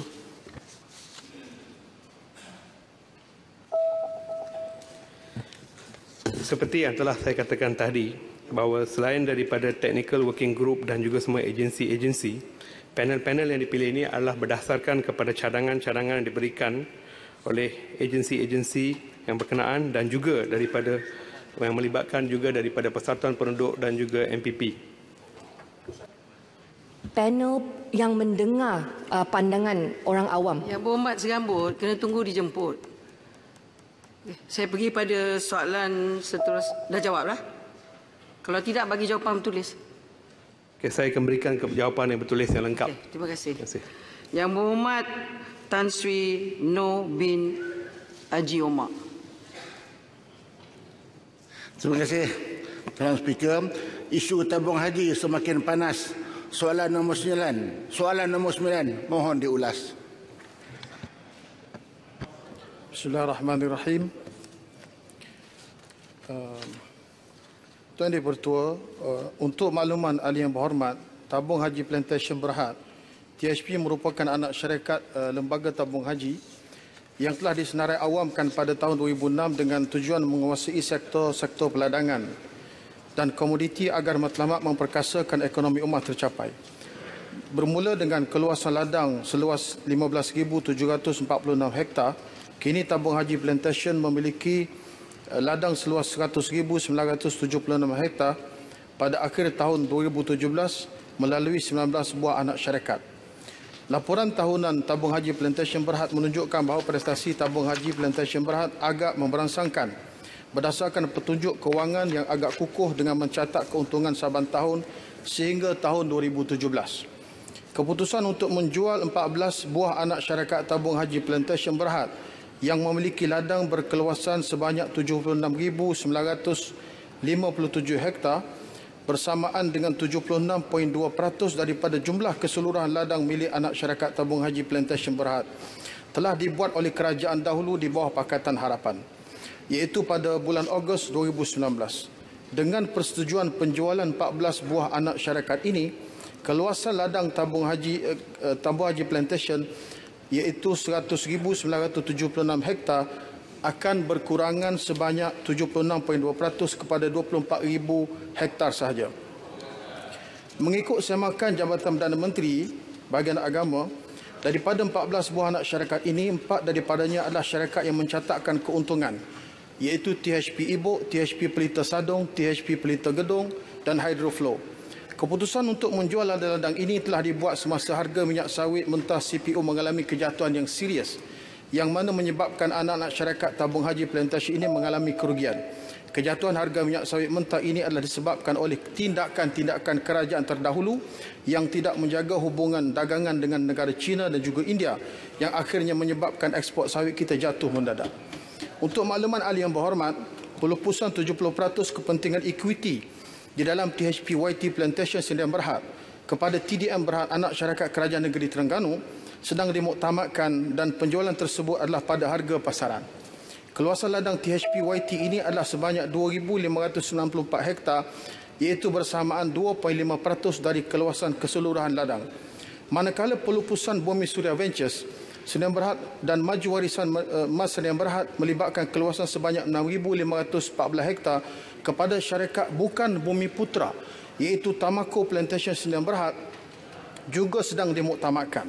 Untuk makluman ahli yang berhormat juga, syarikat Tamako Plantation Berhad ini dimiliki oleh bukan Bumi Putra yang diterajui oleh ahli lembaga pengarah seperti berikut: Lim Sing Hua, Lim Chun Ling, Lim Wai Fong, Lim Chung Siang, Lim Ban Long. Penjualan Bumi Surya Ventures dan Maju Warisan Mas ini sedang menunggu kelulusan daripada unit perancang ekonomi, sama ada harga jualan tersebut adalah pada harga pasaran ataupun tidak, dan sama ada pelupusan tersebut akan memberi impak kepada perancangan jangka panjang dan keuntungan THP Plantation. Setelah Perikatan Nasional mengambil alih kerajaan pada Februari yang lepas, keyakinan pelabur semakin meningkat dan harga minyak sawit mentah kian memulih disebabkan hubungan dengan antarabangsa kembali terjalin. Justru Jabatan Perdana Menteri akan menilai semula keputusan penjualan ladang secara besar-besaran ini sama ada ia wajar ataupun tidak. Jabatan Perdana Menteri Hal Ehwal Agama di zaman Kerajaan Perikatan Nasional memikul tanggungjawab sebagai penjaga amanah kepada pendeposit tabung haji dan akan sentiasa berusaha melindungi kepentingan pendeposit dan aset-aset lembaga tabung haji dan umat Islam di Malaysia. Sekian, terima kasih. Soalan tambahan? Terima kasih Perdana Menteri, jawab begitu jelas dan kurang-kurangnya seiring apa yang Baling cakap semalam. Saya pun terkejut, kata ekonominya memberangsangkan tetapi aset dijual. Alasannya kerana harga kelapa sawit jatuh. Kalau macam itu mudah sangatlah dari kerajaan, tak ada kata jual. Jadi saya satu nak tanya, apakah benar bahawa penjualan aset-aset Tabung Haji Plantation kepada Tamako ni mengikut harga pasaran ataupun tidak? Semalam Baling kata harganya patut mahal, tapi dijual dengan harga yang lebih murah kerana ada arah-arah tertentu. Saya nak tahu tu. Tapi bila nama banyak lim-lim ni, saya ambil Lim Kuan Ing ni Menteri Kewangan. Kalau tidak dia pun dalam syarikat tu kali. Terima kasih kepada soalan tambahan Tajung Karam. Berkenaan dengan penjualan aset-aset tabung haji ini, nilai oleh jurunilai C.H. William pada Disember 2018 adalah sebanyak 280 juta. Nilai oleh JPPH pada April 2020 adalah berjumlah 224 juta. Sebelum diminta nilai semula oleh THP Plantation dan diturunkan kepada 198 juta. Harga jualan kepada Tamaco ialah berjumlah 170 juta. Adalah lebih rendah daripada nilai JPPH dan juga jurunilai bebas. Berdasarkan pakej penjualan hutang, berdasarkan kepada pakej penjualan juga hutang BSV kepada THP Suria Mekar sebanyak 240 juta juga telah dihapus kira, yang memberi manfaat besar kepada pembeli iaitu Tamaco Plantation Sdn Bhd. Pada masa ini kelulusan terhadap penjualan syarikat-syarikat ini masih lagi di perangkat pertimbangan EPU bagi mendapatkan kebenaran, kerana sebarang jualan kepada syarikat bukan Bumiputra mesti diluluskan oleh pihak EPU dan masih lagi dalam pertimbangan kerajaan. Soalan tambahan kedua. Tuan Speaker. Parit Buntah. Yang Berhormat Parit Buntah. Pendek je 30 saat. Ya, tak nak ceramah Yang Berhormat. Tak ada ceramah. Saya hanya nak minta penjelasan daripada Timbalan Menteri kerana sebahagian besar daripada fakta dia itu agak mengelirukan. Pertama ialah tentang soalan penjualan itu perlu dirakamkan di sini bahawa isunya bukan isu penjualan aset, tetapi Menteri dan timbalannya kena jujur untuk menjawab kenapakah aset itu semua dijual.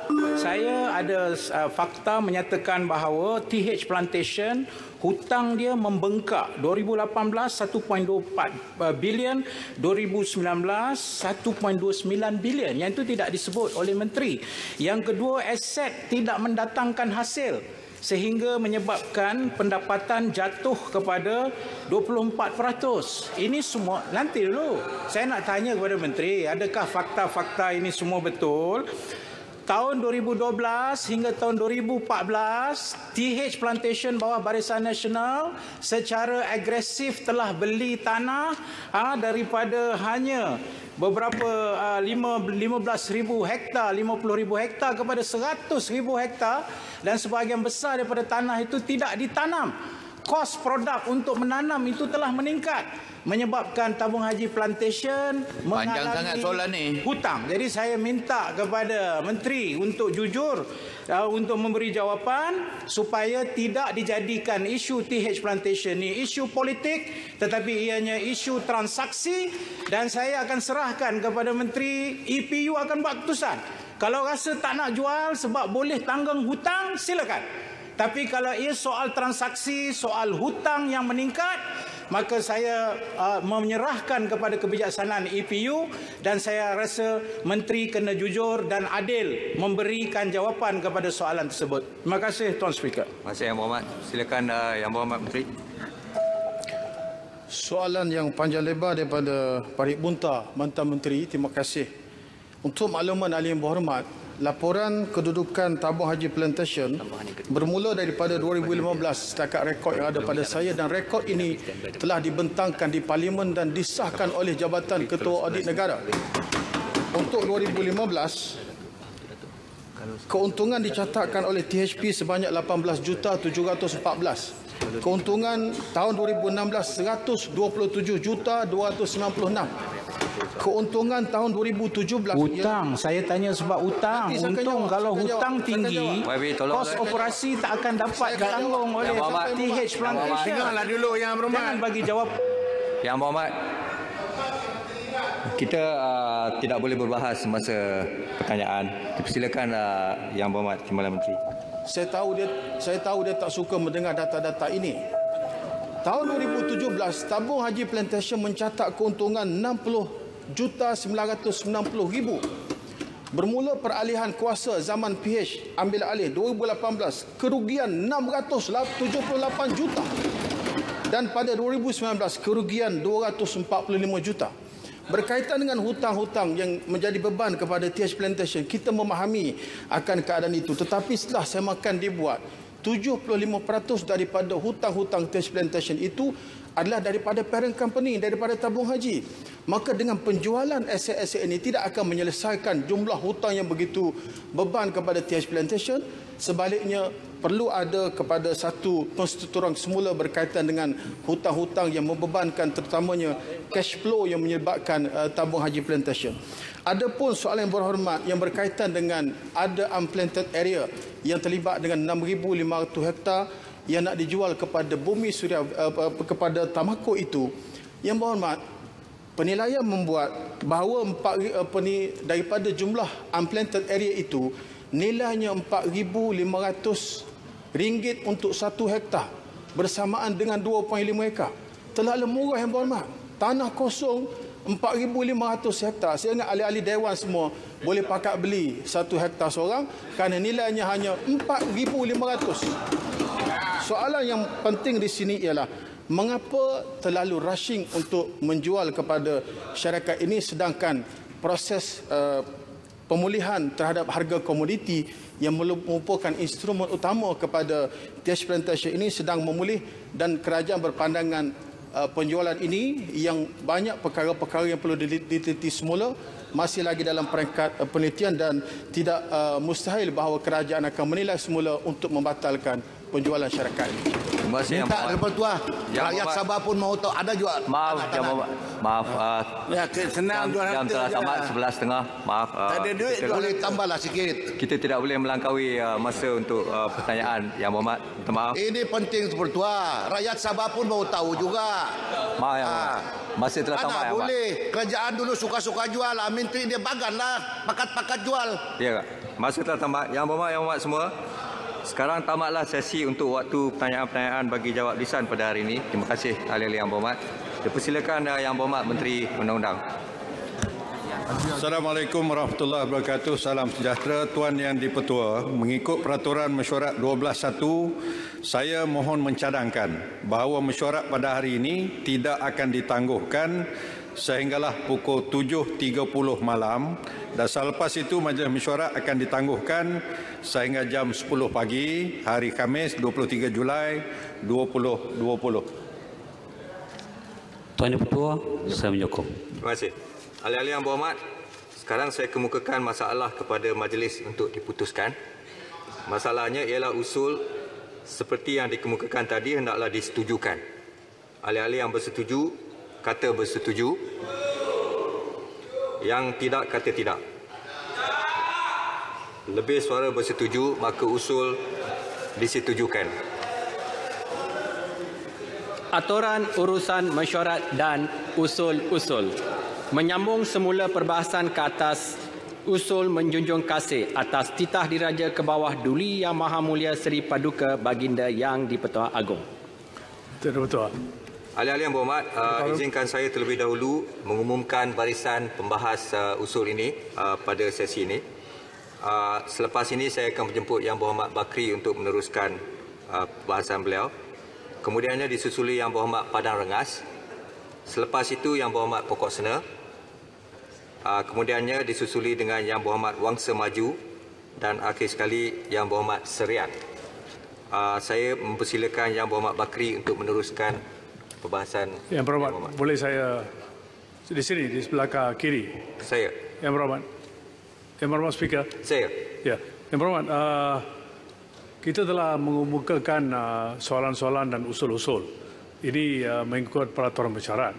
Ya. Dan semasa saya mengemukakan soalan-soalan, saya juga telah mengemukakan satu usul. Anti-defection bill, termasuk dengan semua detail dia. Ya. Ini sudah minggu yang kedua. Ya. Dah lepas 3 minggu selepas ia diserahkan kepada Parlimen, hingga hari ini ia belum disenaraikan di order paper.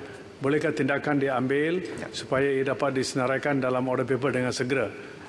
Itu anti-hopping law. Yes. Ya. Saya telah dibawa perhatian saya kepada draft yang disediakan oleh Yang Berhormat. Pejabat saya akan reply kepada Yang Berhormat mengenai draft tersebut dengan dalam masa yang singkat ni. Terima kasih Yang Berhormat. Speaker, saya berkenaan isu peraturan juga, saya ingin mohon panduan. Kemarin ketika Yang Berhormat Bukit Gelugor sedang berbahas, beliau telah memohon keizinan untuk memainkan satu rakaman perbualan yang kononnya melibatkan Yang Berhormat Pago. Ketika itu walaupun tidak ada sebarang peraturan yang jelas melarang beliau berbuat demikian, Yang Berhormat Bukit Gelugor pun ada di sini pada hari ini. Timbalan Speaker telah melarang beliau daripada memainkan rakaman tersebut. Dan saya juga dengar kepada perbahasan Yang Berhormat Bukit Gelugor di mana sebelum ini mantan mendiang Yang Berhormat Kapal Singh ketika itu menjadi ahli parlimen Bukit Gelugor juga pernah memainkan satu rakaman melibatkan Ketua Hakim Negara ketika membuat perbahasan di Dewan Yang Mulia ini. Jadi memandangkan perkara itu telah dibenarkan, bolehkah Yang Berhormat sebagai seorang peguam yang berwibawa menyatakan kalau boleh perkara itu dilakukan, kerana saya dan ahli-ahli parlimen yang lain tidak pernah mendengar rakaman tersebut dan kami ingin mendengar rakaman tersebut, dan Yang Berhormat Bukit Gelugor menyatakan bahawa itu adalah suara Yang Berhormat Pago. Jadi boleh saya jawab sekarang? Ya, bolehkah saya mendapatkan petua daripada Yang Berhormat Speaker tentang perkara ini? Terima kasih. Sebenarnya saya melihat proceeding itu secara live semalam. Saya dapati bahawa Yang Berhormat Datuk Seri Azharina Timbalan Yang di-Pertua telah pun membuat ruling beliau pada semalam tu. Jadi saya tak boleh dengan izin revisit ruling yang dibuat oleh pengurusi mesyuarat pada masa itu, kerana tak elok kalau saya membuat ruling ke atas ruling yang telah dibuat. Mengikut peraturan mesyuarat, kalau sesuatu ruling itu dibuat maka ruling itu muktamad, dan kalau ingin perbalahkan maka satu usul substantif terpaksa dibuatlah. So saya rasa tidak enak kalau Yang Berhormat membangkitkan perkara ini, kerana perkara itu telah dimuktamadkan oleh Yang Berhormat Timbalan Yang di-Pertua. Maaf ya. Terima kasih Tuan Speaker di atas petua itu. Tapi soalan saya adalah, kalau tidak ada sebarang peraturan dalam urusan aturan yang melarang dengan jelas perkara itu dilakukan, kenapa larangan itu dibuat? Saya rasa kalau kita lihat peraturan-peraturan mesyuarat, ada satu peraturan mesyuarat yang mengatakan bahawa perkara-perkara yang di dalam surat khabar, di dalam majalah tidak boleh dibangkitkan untuk mengetahui kebenaran atau tidak penyiaran-penyiaran tersebut. Jadi saya rasa kalau Yang Berhormat Timbalan Yang di-Pertua pada masa itu akur kepada fakta bahawa mungkin audio tersebut bukan merupakan audio yang original, tidak menepati di dalam bahasa Inggerisnya best evidence rule atau sebagainya. Saya cuma saya cuma memikirkanlah perkara itu ya, sebab saya bukan yang di-Pertua pada masa itu. Saya rasa apa yang hendak dibangkitkan di Dewan Rakyat ini mestilah menepati undang-undang keterangan yang sesuai sebelum perkara itu dapat mainkan di dalam Dewan ataupun dibangkitkan secara kerana kita mesti bangkitkan fakta dan bukannya spekulasi. Saya rasa itulah yang dipertimbangkan oleh Yang Berhormat Timbalan Yang di-Pertua. Jadi kalau tidak ada apa-apa lagi, saya ingin menjemput Yang Berhormat Bakri untuk menyambung bahasan beliau. Silakan. Terima kasih Datuk Speaker kerana memberi peluang kepada Bakri untuk turut membahas titah ucapan Yang di-Pertuan Agong. Pembahasan saya hari ini akan menyentuh perkara-perkara yang dirangkumi dalam perenggan 19, 22, 24, 26 dan 30 titah Tuanku pada 18 Mei 2020 yang berkaitan dengan bidang-bidang yang sebelum ini di bawah tanggungjawab saya dalam Kementerian Tenaga, Sains, Teknologi Alam Sekitar dan Perubahan Iklim. Oleh sebab saya ingin cover 3 sektor dan saya telah pun sediakan 10 muka surat. Oleh itu, jika boleh Dr. Speaker, saya berharap bahawa kita boleh hadkan pencerahan nanti dalam perbincangan polisi sahaja. Jangan gaduh-gaduh politik sebab tak cukup masa. Datuk Speaker, izinkan saya bermula dengan sektor alam sekitar. Pertama, saya ingin membangkitkan isu jerebu.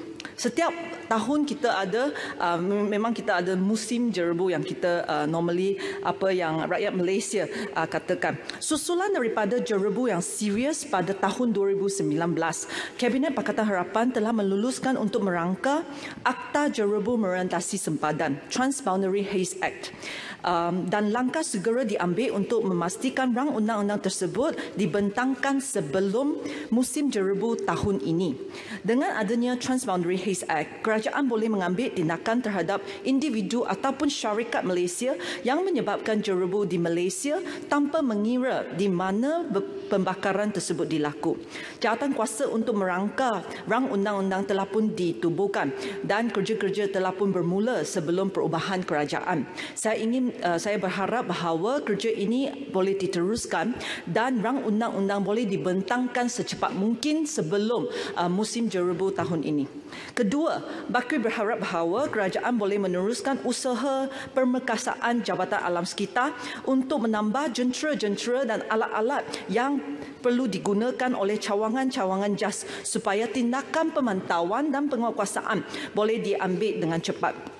Selain itu, Mestek sebelum ini juga telah pun memulakan proses untuk mengkaji semula Akta Kualiti Alam Sekeliling AKAS 1974 sama ada digantikan dengan akta baru ataupun dipindahkan untuk memastikan keberkesanan JAS dalam menangani pencemaran. Saya ingin tahu apakah perkembangan sekarang dan apakah timeline pembentangan akta baru ataupun pindaan AKAS 1974. Ketiga, saya berharap bahawa kerajaan boleh meneruskan usaha kami untuk merunding semula perjanjian konsesi EQMP, Environmental Quality Monitoring Program, yang telah pun ditandatangani pada tahun 2017. Untuk makluman Dewan Yang Mulia ini, program EQMP bernilai RM846 juta untuk konsesi 15 tahun yang berkuat kuasa Julai 2017 hingga Januari 2032. Kos RM846 juta ini iaitu kira-kira RM60 juta setahun adalah sebanyak 30% daripada berbelanjaan tahunan JAS. Tujuan asal EQMP adalah untuk mengumpul data kualiti udara, sungai dan laut serta kerja-kerja analisis data back-end dengan izin. Walau bagaimanapun, sistem yang dibina mengikut spesifikasi perjanjian yang sedia ada adalah tidak mampu untuk memberi amaran awal insiden-insiden pencemaran di kebanyakan lokasi di Malaysia supaya pegawai-pegawai JAS boleh mengambil tindakan segera. Kami mendapati masalah ini semasa insiden di Pasir Kudang. There is no real-time monitoring and alert system, only ambient monitoring dengan izin. Saya kira ini adalah sangat penting kerajaan meneruskan perundingan semula perjanjian ini untuk memastikan bahawa perbelanjaan EQMP adalah value for money dengan izin dan benar-benar membantu kerja-kerja JAS on the ground dalam memantau insiden pencemaran dan mengambil tindakan penguatkuasaan. Jika tidak, baik kita tamatkan konsesi ini dengan exit clause yang sedia ada dengan perjanjian kita dan salurkan RM60 juta ini terus ke Jabatan Alam Sekitar setiap tahun. Untuk makluman Dewan Yang Mulia ini, sebelum ini berbincangan telah pun dimulakan antara UKAS, Unit Kerjasama Awam Swasta, Jabatan Peguam Negara dan juga JAS dalam mengkaji klausa-klausa serta spesifikasi yang diperlukan. Saya berharap bahawa kerajaan boleh teruskan usaha ini dan memutamatkan keputusan pada tahun ini seperti yang telah dirancangkan sebelum perubahan kerajaan. Perkara keempat yang saya ingin bangkitkan untuk sektor alam sekitar ialah supaya kerajaan boleh meneruskan usaha menggunakan teknologi maklumat bagi meningkatkan keberkesanan JAS untuk memantau pengendalian buangan terjadual scheduled waste.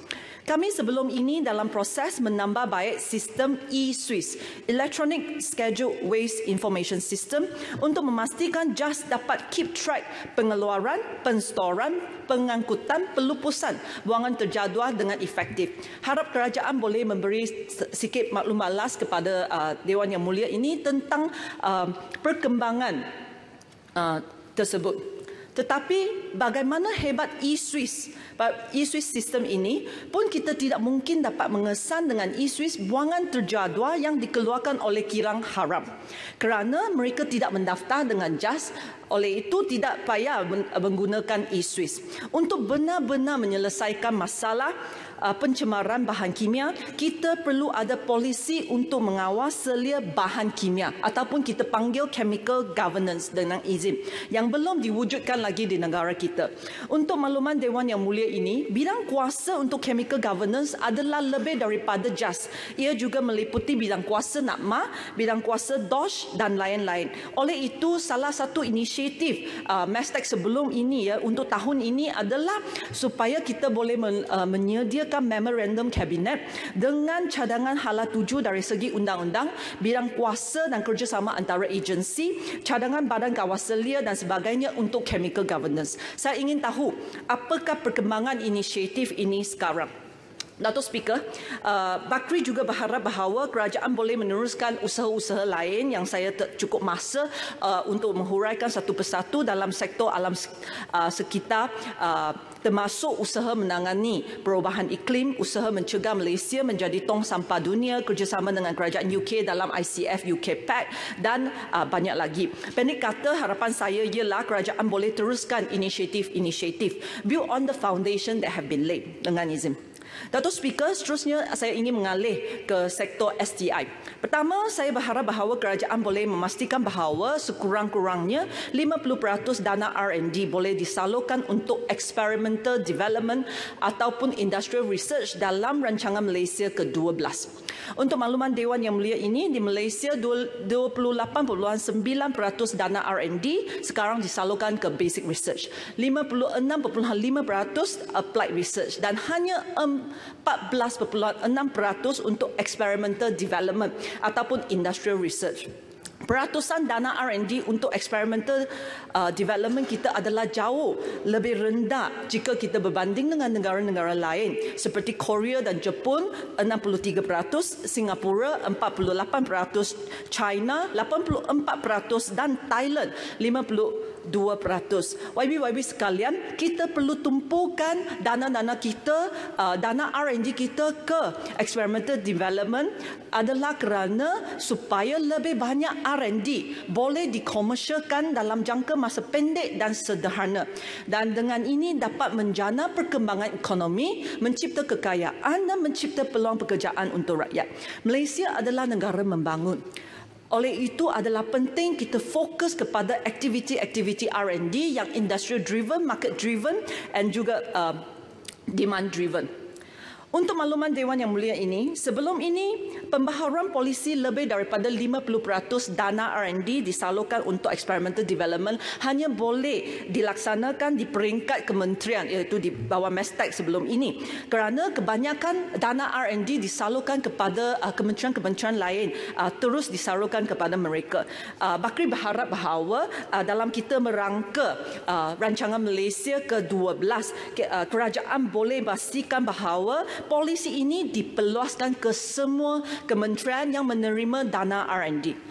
Perkara kedua sektor STI yang saya ingin bangkitkan di sini adalah saya ingin tahu apakah status perkembangan beberapa inisiatif yang sebelum ini kita telah mula laksanakan dan apakah status mereka sekarang.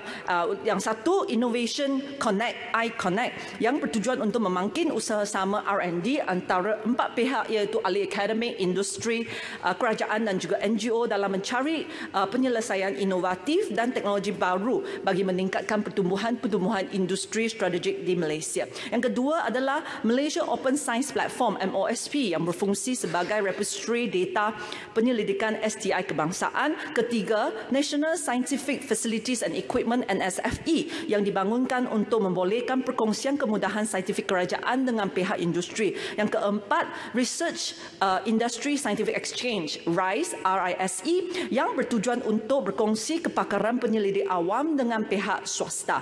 NSFE dan RISE sebelum ini hanya di peringkat kementerian. Dengan adanya rancangan untuk memperluaskan ke kementerian-kementerian lain pada tahun 2020. Saya ingin tahu apakah perkembangan inisiatif-inisiatif ini sekarang. Seterusnya, saya ingin mendapat maklumat daripada kerajaan berkenaan dengan usaha membudayakan STI di kalangan generasi muda. Untuk makluman, Mestek telah sebelum ini berjaya meningkatkan kadar penglibatan pelajar dalam program pembudayaan STI melalui Minggu Sains Negara dan program STEC in School sebanyak 20 kali ganda dari 88,000 pelajar yang terlibat pada tahun 2018 kepada 2 juta pelajar pada tahun 2019. Untuk tahun 2020, sasaran Mestek sebelum ini adalah kita kekal 2 juta pelajar tetapi kita meningkatkan engagement kualiti dengan izin. Dengan berlakunya perubahan kerajaan COVID-19, saya ingin juga tahu apakah rancangan kerajaan dalam program-program pembudayaan ini dan apakah KPI. Saya cadangkan supaya kerajaan boleh melaksanakan program-program pembudayaan STI online, tetapi kita perlu ada measurable KPI supaya kita tahu sama ada program-program ini adalah efektif seperti number of reach, number of engagement, quality of engagement dan sebagainya. Dengan izin Tuan Speaker, seterusnya saya ingin menyentuh sektor tenaga. Pertama, saya berharap bahawa kerajaan akan meneruskan usaha dan sasaran Kerajaan Pakatan Harapan untuk memastikan penganugerahan projek jana kuasa bebas Independent Power Producer IPP adalah telus dan melalui tender terbuka. Untuk makluman Dewan Yang Mulia ini, Kerajaan Pakatan Harapan telah membatalkan 6 projek IPP sebelum ini dan telah yang diberi secara rundingan terus oleh kerajaan sebelum pentadbiran Pakatan Harapan dan sebenarnya ia tidak diperlukan oleh sistem kita. Ini membolehkan penjimatan jumlah kos sistem bekalan elektrik lebih daripada 11 bilion ringgit untuk tempoh 20 tahun dan jika tidak, semua ini perlu ditanggung oleh pengguna-pengguna elektrik. Yang kedua, saya berharap bahawa kerajaan juga boleh meneruskan usaha kami untuk menuntut kembali tunggakan IPP untuk membayar sebahagian peratusan pendapatan mereka ke akaun Amanah Industri Bekalan Elektrik AAIBE. Dana AAIBE boleh digunakan untuk memperkasa industri elektrik melalui R&D dan latihan, menggalakkan kecekapan elektrik ataupun mengurus impak tarif elektrik. Pada tahun 2019, kami telah memulakan proses penuntutan semula bayaran IPP yang tertunggak selama 10 tahun sebelum ini dan sejumlah 250 juta. Ada di antara mereka tidak mampu bayar secara lamsam kerana ini adalah tunggakan 10 tahun dan mereka memohon untuk pengecualian. Pendirian saya pada masa itu ialah IPP boleh membayar secara ansuran dengan ada komitmen tertentu tetapi tiada pengecualian. Mesti bayar. There is no exception in this. Saya harap kerajaan akan terus memantau sama ada bayaran-bayaran ansuran ini adalah tepat masa mengikut komitmen yang dibuat oleh mereka sebelum ini. Ketiga, saya juga berharap bahawa kerajaan boleh meneruskan projek pembekalan elektrik kepada 13 buah perkampungan orang asli di kampung di mana peruntukan daripada AAIBE telah pun diluluskan. Harap kerajaan jangan batalkan projek ini dan laksanakan dan siapkan supaya 300 buah keluarga di kampung-kampung orang asli ini akhirnya boleh mendapat bekalan elektrik supaya anak-anak orang asli tidak lagi membaca dalam kegelapan. Keempat, saya berharap juga bahawa kerajaan tidak akan mengembalikan projek pembangunan tenaga nuklear yang telah pun dibatalkan oleh Kerajaan Pakatan Harapan sebelum ini. Ini adalah kerana Malaysia terdapat banyak tenaga hijau yang lain yang boleh diutamakan. Dengan itu, pandangan kelima saya ialah saya Bakri berharap bahawa kerajaan akan terus usaha dan sasaran Pakatan Harapan untuk meningkatkan tenaga boleh baru TBB dalam campuran elektrik ke 20% menjelang tahun 2025 tidak termasuk penjanaan hidro besar yang melebihi 100 megawatt. Sasaran ini bukan sahaja boleh menurunkan pelepasan karbon negara kita, malah juga berpotensi untuk menjana 33.2 bilion pelaburan dan 100,000 pekerjaan. Boleh minta sikit? Ya. Berkaitan dengan tenaga boleh diperbarui. Saya juga nak sebut minta daripada kerajaan kerana dalam projek pembangunan Lembah Cuping Oleh kerana radiasi di padang besar itu, kalau di Semenanjung ni itulah yang paling besar, paling bagus. Cuma bila tanam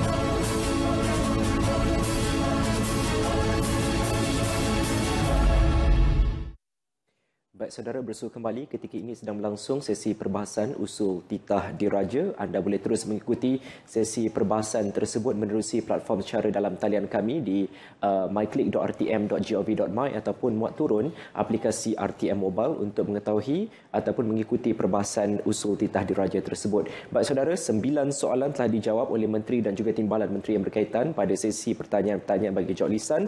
Saya kongsikan sedikit. Dewan dimaklumkan hari ini bahawa Kementerian Perpaduan Negara sedang berbincang dengan Kementerian Pendidikan dan Kementerian Pengajian Tinggi KPT untuk meletakkan silibus pendidikan rukun negara ke dalam sistem pendidikan negara. Menterinya Datuk Halimah Muhammad Sadiq berkata langkah itu bertujuan untuk memperkasa perpaduan dan integrasi nasional dalam kalangan masyarakat berbilang bangsa sekaligus mengekang isu perkauman dan juga ekstremisme. Dalam pada itu, Datuk Halimah berkata kementeriannya komited untuk mewujudkan lebih banyak bandaraya perpaduan kerana ketika ini hanya Bandaraya Kuching Sarawak memiliki status berkenaan.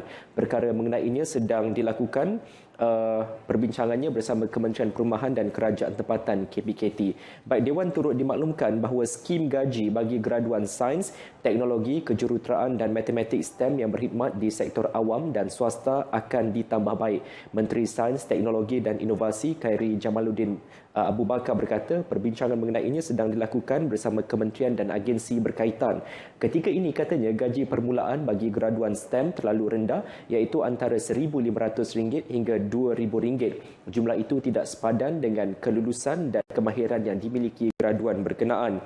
Jelas Khairi lagi kementeriannya melalui Dasar Sains, Teknologi dan Inovasi Negara 2021-2030 akan mengukuhkan kerjasama sektor awam swasta untuk meningkatkan permintaan graduan STEM dalam pasaran pekerjaan yang termasuk melaksanakan program tajaan beasiswa dan juga latihan perindustrian.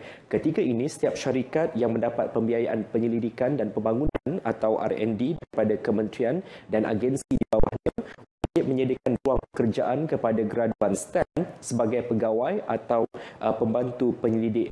Fokus turut tertumpu kepada usaha untuk menggalakkan graduan STEM terlibat dalam bidang keusahawanan.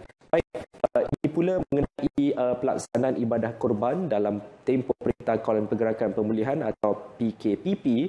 Menteri di Jabatan Perdana Menteri Ahli Agama Datuk Seri Dr. Zulkifli Muhammad Al-Bakri memaklumkan bahawa lebih 8 sangkar telah ditempah bagi tujuan berkenaan dan beliau sendiri telah menyaksikan proses penyembelihan menggunakan sangkar yang dihasilkan oleh Kementerian Sains, Teknologi dan Inovasi Musti. Anda boleh menyaksikan atau mengikuti semua soalan yang telah Menteri dan juga Timbalan Menteri yang berkaitan menerusi platform cara dalam talian yang saya maklumkan tadi di myclick.rtm.gov.my atau memuat turun aplikasi RTM Mobile. Juga kami akan rangkumkan sesi pertanyaan-pertanyaan bagi jawab lisan.